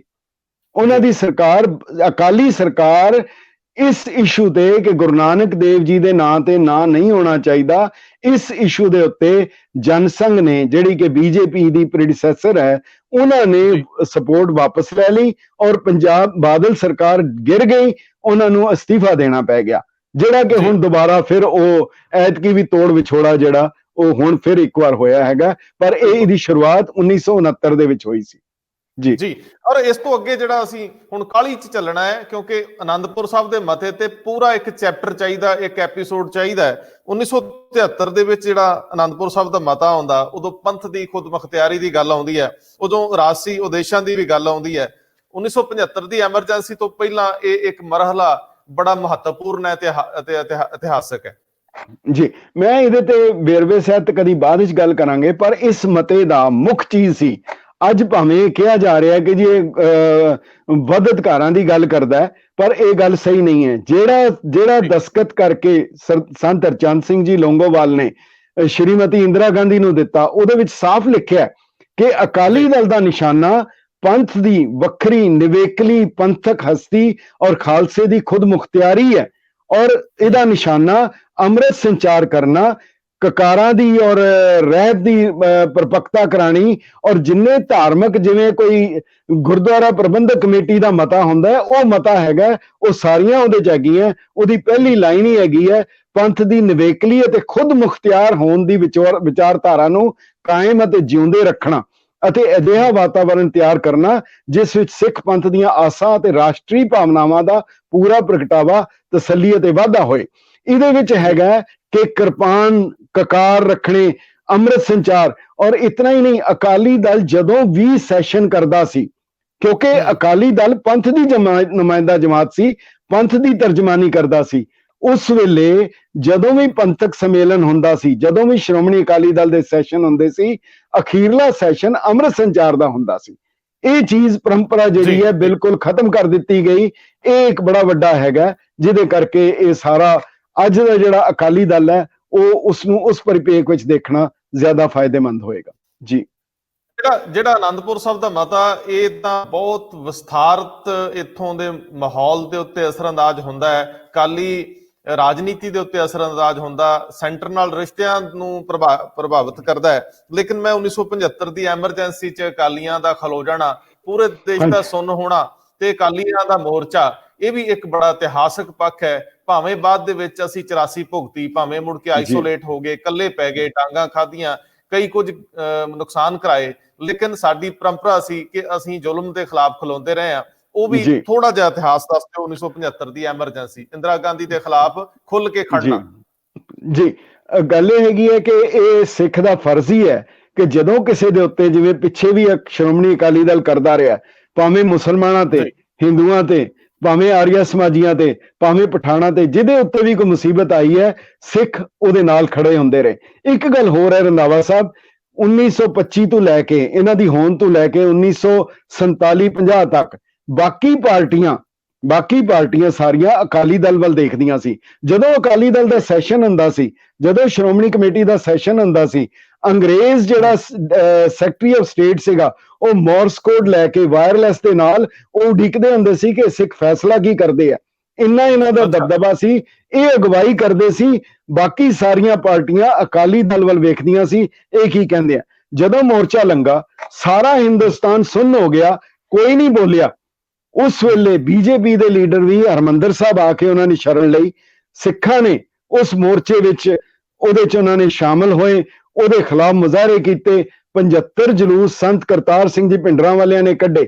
ਇਹ ਸਾਰਾ ਜਿਹੜਾ ਕੁਝ ਹੋਇਆ, ਬਾਅਦ ਵਿੱਚ ਟੋੜਾ ਸਾਹਿਬ ਨੇ ਜਿਹੜਾ ਬਿਆਨ ਦਿੱਤਾ ਕੋਰਟ ਦੇ ਵਿੱਚ, 1000 ਕਰੋੜ ਦਾ SGPC ਦਾ ਮੁਕੱਦਮਾ, ਉਹਦੇ ਚ ਉਹਨਾਂ ਨੇ ਹਲਫੀਆ ਬਿਆਨ ਦਿੱਤਾ ਹੈ ਕਿ ਮੈਨੂੰ ਇੰਦਰਾ ਗਾਂਧੀ ਨੇ ਕਿਹਾ ਸੀਗਾ ਕਿ ਤੁਸੀਂ ਅਕਾਲ ਤਖਤ ਤੋਂ ਮੋਰਚੇ ਲਗਾਉਂਦੇ ਹੋ।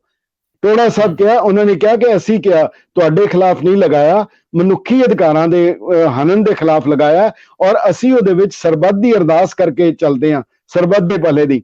ਪਰ ਉਹਨੂੰ ਤਸੱਲੀ ਨਹੀਂ ਹੋਈ, ਜਿਹਦੇ ਕਰਕੇ ਉਹ ਸਾਰਾ ਕੁਝ ਬਾਅਦ ਵਿੱਚ ਜੋ ਵਾਪਰਿਆ। ਪਰ ਇਹਦੇ ਨਾਲ ਇੱਕ ਜੁੜਦੀ ਗੱਲ ਬੜੀ ਮਹੱਤਵਪੂਰਨ ਹੈ। 21 ਮਹੀਨੇ ਰਿਹਾ ਜਿਹੜਾ 1975 ਦਾ ਐਮਰਜੈਂਸੀ ਦਾ ਹੈਗਾ, ਪਰ ਉਹਦੇ ਬਾਅਦ ਦੇਖੋ 1979 ਦੇ ਵਿੱਚ, 1979 ਵਿੱਚ ਸੰਵਿਧਾਨ ਵਿੱਚ ਤਰਮੀਮ ਕਰਕੇ, ਕਨਸਟੀਟਿਊਸ਼ਨ ਅਮੈਂਡਮੈਂਟ ਕਰਕੇ ਸਿਰਫ ਪੰਜਾਬ ਦੇ ਵਿੱਚ ਐਮਰਜੈਂਸੀ ਲਗਾਈ ਜਾਂਦੀ ਹੈ, ਜਿਹੜੀ 1990 ਤੱਕ ਰਹਿੰਦੀ ਹੈ। 11 ਸਾਲ ਪੰਜਾਬ ਦੇ ਵਿੱਚ ਐਮਰਜੈਂਸੀ ਰਹਿੰਦੀ ਹੈ, 11 ਸਾਲ। ਇੱਕ ਬੰਦਾ ਨਹੀਂ ਬੋਲਦਾ ਅੱਜ ਤੱਕ, ਕੋਈ ਨਹੀਂ ਬੋਲਦਾ ਹੈ, ਕੋਈ ਨਹੀਂ ਬੋਲਦਾ। ਆਪਣੇ ਨਹੀਂ ਬੋਲਦੇ, ਦੂਜਿਆਂ ਨੇ ਕੀ ਬੋਲਣਾ। ਬਿਲਕੁਲ ਆਪਣੇ ਵੀ ਨਹੀਂ ਬੋਲ ਰਹੇ, ਠੀਕ ਹੈ ਜੀ। ਔਰ ਸਿਰਫ ਪੰਜਾਬ ਦੇ ਸੰਵਿਧਾਨਕ ਤੌਰ ਤੇ ਕਿਸੇ ਸਟੇਟ ਤੇ ਉੱਥੋਂ ਦੇ ਲੋਕਾਂ ਦੇ ਮਨੁੱਖੀ ਅਧਿਕਾਰ, ਬੁਨਿਆਦੀ ਹੱਕਾਂ ਦਾ ਐਡਾ ਵੱਡਾ ਹਨਨ ਆ ਕਿ ਇਹਦੀ ਮਿਸਾਲ ਦੁਨੀਆ ਭਰ ਚ ਕਿਤੇ ਨਹੀਂ ਮਿਲੂਗੀ ਕਿ ਚੁੱਪ ਚਪੀਤੇ ਤੁਸੀਂ ਕਿਸੇ ਦੇ ਹੱਕ ਚੋਰੀ ਕਰ ਲਓ, ਜੇਬ ਚ ਪਾ ਲਓ। ਸਰਦਾਰ ਸਾਹਿਬ, ਅਸੀਂ ਪਰ ਨਹੀਂ ਰੰਧਾਵਾ ਸਾਹਿਬ, ਮੈਂ ਇਹਦੇ ਚ ਇੱਕ ਗੱਲ ਕਹਿਣੀ ਚਾਹਾਂਗਾ, ਇਹ ਚੁੱਪ ਚਪੀਤੇ ਨਹੀਂ ਹੋਇਆ, ਇਹ ਪਾਰਲੀਮੈਂਟ ਚ ਹੋਇਆ। 1979 ਤੋਂ ਲੈ ਕੇ 1990 ਤੱਕ ਸਾਰੇ ਸੈਸ਼ਨ ਹੈ, ਸਾਡੇ ਨੁਮਾਇੰਦੇ ਵੀ ਸਨ, ਪਰ ਉਹਨਾਂ ਦੀ ਮੌਜੂਦਗੀ ਵਿੱਚ ਹੋਇਆ। ਜਿਵੇਂ ਹੁੰਦਾ ਹੈ ਕੋਈ, ਇਹ ਚੁੱਪ ਚਪੀਤੇ ਕੋਆਰਡੀਨੈਂਸ ਨਹੀਂ ਆਇਆ। ਇਹ 11 ਸਾਲ ਦਾ ਲੰਬਾ ਵਕਫਾ ਹੈਗਾ, ਉਹਦੇ ਵਿੱਚ ਇਹ ਸਾਰਾ ਆਂਦਾ ਰਿਹਾ। ਫਿਰ ਉਸਨੂੰ ਅਮੈਂਡਮੈਂਟ ਕਰਕੇ ਉਹਦਾ ਵਾਧਾ ਕੀਤਾ ਗਿਆ, ਕਈ ਵਾਰੀ ਉਹਦੇ ਵਿੱਚ ਆਇਆ, ਪਰ ਇਸ ਗੱਲ ਦਾ ਕਿਸੇ ਨੇ ਜ਼ਿਕਰ ਨਹੀਂ। ਇਹਦੇ ਉੱਤੇ ਪੂਰਾ ਇੱਕ ਐਪੀਸੋਡ ਵਿਉਂਤਣਾ ਚਾਹੁੰਦੇ ਆ ਕਿ ਕਿੰਨੀ ਵਾਰੀ ਇਹਨੂੰ ਅਮੈਂਡ ਕੀਤਾ ਗਿਆ ਵਧਾਉਣ ਲਈ, ਕਿੰਨੀ ਵਾਰੀ ਜਿਹੜਾ ਗਵਰਨਰੀ ਰਾਜ ਆ ਉਹਨੂੰ ਅੱਗੇ ਵਧਾਉਣ ਲਈ, ਕਿੰਨੀ ਵਾਰੀ ਪਾਰਲੀਮੈਂਟ 'ਚ ਗੱਲ ਹੋਈ, ਕਿੰਨੇ ਕੁ ਮਿੰਟ ਹੋਈ ਕਿ ਇੱਕ ਲਾਈਨ ਦਾ ਮਤਾ ਆਉਂਦਾ ਰਿਹਾ ਤੇ ਪਾਸ ਹੋ ਜਾਂਦਾ ਰਿਹਾ। ਸਾਡੇ ਨੁਮਾਇੰਦੇ ਉੱਥੇ ਕਿਹੜੇ ਸੀ ਤੇ ਕਦੋਂ ਉਹਨਾਂ ਨੇ ਆਪਣਾ ਪੱਖ ਰੱਖਿਆ। ਇਤਿਹਾਸ ਦੇ ਵਿੱਚ ਜਿਹੜੇ ਇਹ ਪਾਰਲੀਮੈਂਟ ਦੀ ਕਾਰਵਾਈ 'ਚ ਕਿੰਨੇ ਦੇ ਕਮੈਂਟ ਦਰਜ ਆ, ਕਿੰਨੇ ਉੱਥੇ ਕਿਹੜੀ ਸਪੀਚ ਦਿੱਤੀ। ਅੱਜ ਕੱਲ ਤਾਂ ਕੈਮਰੇ ਆ ਗਏ, ਸਾਰੇ ਬੋਲਦੇ ਉੱਥੇ ਆ ਤੇ ਪ੍ਰਚਾਰ ਮੁੜ ਕੇ ਪੰਜਾਬ 'ਚ ਕਰਦੇ ਆ। ਮੈਂ ਹੁਣ ਇਸ ਤੋਂ ਅੱਗੇ ਜ਼ਰੂਰ ਤੁਰੂੰਗਾ ਸਰਦਾਰ ਸਾਹਿਬ ਕਿ 1984 ਦੇ ਵਿੱਚ ਆਖਰੀ ਧਰਮ ਯੁੱਧ ਮੋਰਚਾ ਲੱਗਦਾ, ਅਕਾਲੀਆਂ ਦਾ ਸ਼ਾਇਦ ਇਹ ਆਖਰੀ ਮੋਰਚਾ ਹੋ ਨਿਬੜਿਆ 1984 ਦੇ ਵਿੱਚ ਲੱਗਦਾ ਹੈ। ਤੇ ਮੁੜ ਕੇ ਲਗਭਗ 12 ਸਾਲ ਬਾਅਦ 96 ਦੇ ਵਿੱਚ ਅਕਾਲੀ ਦਲ ਦਾ ਉਹ ਪੰਥਕ ਭੋਗ ਪੈ ਜਾਂਦਾ।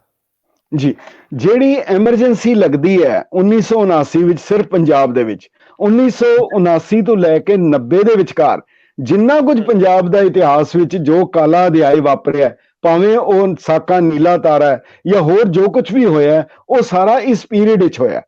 ਇਸ ਕਰਕੇ ਇਹਨੂੰ ਇਸ ਨਜ਼ਰੀਏ ਤੋਂ ਵੀ ਦੇਖਣਾ ਬੜਾ ਜ਼ਰੂਰੀ ਹੈ। ਅਕਾਲੀ ਦਲ ਨੇ ਮੋਰਚਾ, ਕਪੂਰੀ ਮੋਰਚਾ ਲਗਾਇਆ, ਪਰ ਬਾਅਦ ਵਿੱਚ ਉਹ ਮੋਰਚਾ ਉੱਥੋਂ ਸ਼ਿਫਟ ਹੋ ਕੇ ਫਿਰ ਅਕਾਲ ਤਖਤ ਸਾਹਿਬ ਚਲਾ ਗਿਆ। ਪਰ ਉਹ ਜਿਹੜਾ ਮੋਰਚਾ ਲੱਗਾ 1984 ਦਾ, ਔਰ ਉਹਦੇ ਬਾਅਦ ਜੋ ਕੁਛ ਉਹ ਧਰਮ ਯੁੱਧ ਮੋਰਚਾ ਲੱਗਦਾ ਹੈ, ਉਹਦੇ ਬਾਅਦ ਜਿਹੜਾ ਨੁਕਸਾਨ ਹੋਇਆ ਉਹ ਬਿਲਕੁਲ ਇੱਕ ਵੱਖਰਾ ਬਹੁਤ ਵੱਡਾ ਇੱਕ ਚੈਪਟਰ ਹੈ। ਪਰ ਇੱਕ ਚੀਜ਼ ਇਹਦੇ ਵਿੱਚ ਹੈਗੀ ਹੈ, 1984 ਤੋਂ ਬਾਅਦ, ਉਸ ਤੋਂ ਬਾਅਦ ਜਿਹੜਾ 1925 ਤੋਂ 84 ਤੱਕ ਲਗਾਤਾਰ ਸ਼੍ਰੋਮਣੀ ਅਕਾਲੀ ਦਲ ਮੋਰਚਿਆਂ 'ਚੋਂ ਬਣੀ ਸਰਕਾਰ ਸੀ। ਮੋਰਚੇ ਇਹਨਾਂ ਦਾ ਲਗਾਉਣਾ ਹੱਕ ਸੀ, ਇਹਨਾਂ ਦੀ ਫਿਤਰਤ ਸੀ, ਇਹਨਾਂ ਦਾ ਸਾਰਾ ਕੁਝ ਸੀ। ਪਰ ਉਹ ਜਿਹੜੀ ਗੱਲ ਸ਼੍ਰੀਮਤੀ ਇੰਦਰਾ ਗਾਂਧੀ ਨੇ ਕਹੀ ਸੀਗੀ ਕਿ ਤੁਸੀਂ ਅਕਾਲ ਤਖਤ ਸਾਹਿਬ ਤੋਂ ਮੋਰਚੇ ਲਗਾਉਂਦੇ ਹੋ, 1984 ਤੋਂ ਬਾਅਦ ਉੱਥੋਂ ਕਿਸੇ ਕਿਸਮ ਦੀ ਕੋਈ ਗੱਲ ਜਿਹੜੀ ਹੈ ਕਿਸੇ ਹੱਕ ਲਈ, ਕਿਸੇ ਦੇ ਲਈ ਵੀ ਕੋਈ ਆਵਾਜ਼ ਨਹੀਂ ਉੱਠੀ। ਇਹ ਇੱਕ ਬਹੁਤ ਵੱਡਾ ਅਧਿਆਇ ਹੈ ਕਿ ਯਾਨੀ ਕਿ ਸ਼੍ਰੋਮਣੀ ਅਕਾਲੀ ਦਲ ਨੇ ਉਹ ਚੈਪਟਰ ਕੱਢ ਦਿੱਤਾ। ਇਹਦਾ ਮਤਲਬ ਹੈ ਕਿ ਹਕੂਮਤ, ਹਾਕਮ ਜਮਾਤ ਜੋ ਕਰਨਾ ਚਾਹੁੰਦੀ ਸੀ ਉਹਦੇ ਚ ਅਜੇ ਤੱਕ ਉਹ ਕਾਮਯਾਬ ਨਜ਼ਰ ਆ ਰਹੀ ਹੈ ਕਿ ਸਿੱਖਾਂ ਦੀ ਬੁਨਿਆਦੀ ਸ਼ਕਤੀ ਦਾ ਸਰੋਤ, ਜਿੱਥੋਂ ਕੋਈ ਅੱਗ ਨਿਕਲਦੀ ਸੀ, ਸਾਨੂੰ ਜਿਉਂਦਾ ਰੱਖਦੀ ਸੀ, ਸਾਡੀ ਹੋਂਦ ਹਸਤੀ ਦੀ ਗਵਾਹ ਬਣਦੀ ਸੀ, ਉਹਨੂੰ ਮੱਠੀ ਕਰਤਾ ਗਿਆ। ਮੁੜ ਕੇ ਅਸੀਂ ਉੱਥੋਂ ਉੱਠ ਨਹੀਂ ਸਕੇ ਉਸ ਸਥਾਨ ਤੋਂ। ਜੀ, ਔਰ ਉਹਦੇ ਬਾਅਦ ਫਿਰ ਇਸ ਚੀਜ਼ ਨੂੰ, ਸਾਰੀ ਚੀਜ਼ ਨੂੰ ਪੱਕਾ ਕਰਨ ਲਈ ਫਿਰ 1996 ਦੇ ਵਿੱਚ ਜਿਹੜੀ ਗੱਲ ਸ਼ੁਰੂ ਕੀਤੀ ਸੀ ਅਸੀਂ ਕਿ ਅੰਮ੍ਰਿਤਸਰ ਜਿਹੜਾ ਹੈ ਇੱਥੋਂ ਸ਼ਕਤੀ ਦਾ ਕੇਂਦਰ ਹੈ, ਸਰੋਤ ਹੈ। ਜਿਹੜੀ ਵੀ ਹਕੂਮਤ ਆਈ ਹੈ, ਭਾਵੇਂ ਰੰਗੜਾਂ ਦੀ, ਮੁਗਲਾਂ ਦੀ, ਅੰਗਰੇਜ਼ਾਂ ਦੀ, ਕਾਂਗਰਸ ਦੀ, ਜਾਂ ਉਸ ਤੋਂ ਪਹਿਲੇ ਵੀ ਜਿੰਨੀਆਂ ਹਕੂਮਤਾਂ ਆਉਂਦੀਆਂ ਰਹੀਆਂ, ਉਹਨਾਂ ਦੀ ਕੈਰੀ ਨਜ਼ਰ ਜਿਹੜੀ ਹੈ ਉਹ ਹਰਮੰਦਰ ਸਾਹਿਬ ਦੇ ਉੱਤੇ ਪੈਂਦੀ ਰਹੀ ਹੈ। ਪੰਥ ਪ੍ਰਕਾਸ਼ ਵੀ ਲਿਖਿਆ ਕਿ ਇੱਥੋਂ ਦੇ ਅੰਮ੍ਰਿਤ ਦੇ ਬਾਰੇ, ਇੱਥੋਂ ਦੇ ਗੱਲ ਕਹਿੰਦਾ ਪੰਥ ਪ੍ਰਕਾਸ਼, ਉਹਨੇ ਗਵਰਨਰ ਨੇ, ਲਾਹੌਰ ਦੇ ਗਵਰਨਰ ਨੇ ਨਾਦਰ ਸ਼ਾਹ ਨੂੰ ਕਿਹਾ ਸੀ, ਗੰਗਾ ਆਦਿਕ ਤੀਰਥ ਨਹੀਂ ਜਾਵੇਂ, ਆਪਣੇ ਗੁਰ ਕੀ ਛਪੜੀ ਨਾਵੇਂ। ਇਹਦੇ ਸਰੋਵਰ ਦੀ ਗੱਲ ਕਰਦਾ, ਔਰ ਉਹ ਕਹਿ ਰਿਹਾ, ਕਹਿੰਦਾ ਮੁਰਸ਼ਿਦ ਇਨਕਾ ਵਲੀ ਭਿਓ ਹੈ, ਇनको ਆਬ हयात देओ है, गजब असर तिसका हम देखा, बुज़दिल होवत शेर वसिका, कान न काहूं की ये राकत, शहनशाह खुद ही को पाकत, और सबन को जीव 84 मानत ताप ताही अबनाशी। मगर 1996 ਦੇ ਵਿੱਚ ਸ਼੍ਰੋਮਣੀ ਅਕਾਲੀ ਦਲ ਨੇ ਬਕਾਇਦਾ ਤੌਰ ਦੇ ਉੱਤੇ ਉਹਨਾਂ ਨੇ ਆਪਣੀ ਪਾਰਟੀ ਦਾ ਸਾਰਾ ਸੰਵਿਧਾਨ ਚੇਂਜ ਕਰ ਦਿੱਤਾ ਔਰ ਧਰਮ ਨਿਰਪੇਖ ਕਰ ਦਿੱਤਾ, ਪੰਜਾਬੀ ਪਾਰਟੀ ਬਣਾ ਦਿੱਤੀ। ਔਰ ਉਹਦੇ ਬਾਅਦ ਉਹ ਜਿਹੜਾ ਪੰਥਕ ਸਰੂਪ ਸੀ, ਹੁਣ ਕੋਈ ਐਸੀ ਜਮਾਤ ਨਹੀਂ ਹੈ ਅੱਜ ਦੀ ਤਰੀਕ ਵਿੱਚ ਜਿਸ ਨੂੰ ਪੰਥ ਦੀ ਨੁਮਾਇੰਦਾ ਜਮਾਤ ਕਿਹਾ ਜਾ ਸਕੇ, ਜਿਹੜੀ ਕੇਵਲ ਪੰਥ ਦੀ ਤਰਜਮਾਨੀ ਕਰੇ। ਮੈਨੂੰ ਇੱਕ ਗੱਲ ਯਾਦ ਆਉਂਦੀ ਹੈ, ਇੱਕ ਮੇਜਰ ਮੈਕਲਸ਼ਾਟ ਸੀ ਜਿਹੜੇ ਕਿ ਅੰਗਰੇਜ਼ਾਂ ਦੀ ਫੌਜ, ਅੰਗਰੇਜ਼ ਸੀਗੇ ਜਿਹੜੇ ਸਿੱਖ ਰੈਜੀਮੈਂਟ ਵਿੱਚ ਕੰਮ ਕਰ ਚੁੱਕੇ ਸੀਗੇ। Punjab past and present Punjabi university ਨੇ ਛਾਪਿਆ। ਉਹਨਾਂ ਨੇ ਇੱਕ ਵਾਰੀ ਕਿਹਾ ਸੀਗਾ ਕਿ ਦੇयर is no Sikh in the Indian parliament. ਉਹਨਾਂ ਨੇ ਜਦੋਂ ਲੈਕਚਰ ਦਿੰਦਿਆਂ ਕਿਹਾ ਤੇ ਕਿਸੇ ਨੇ ਕਿਹਾ ਕਿ ਜੀ ਫਲਾਣਾ ਹੈਗਾ, ਫਲਾਣਾ ਹੈਗਾ, ਉਹਨੇ 5-7 ਨਾਂ ਗਿਣਾ ਦਿੱਤੇ। ਉਹ ਕਹਿੰਦੇ ਨੋ they are representing the general public, they are not representing Sikhs.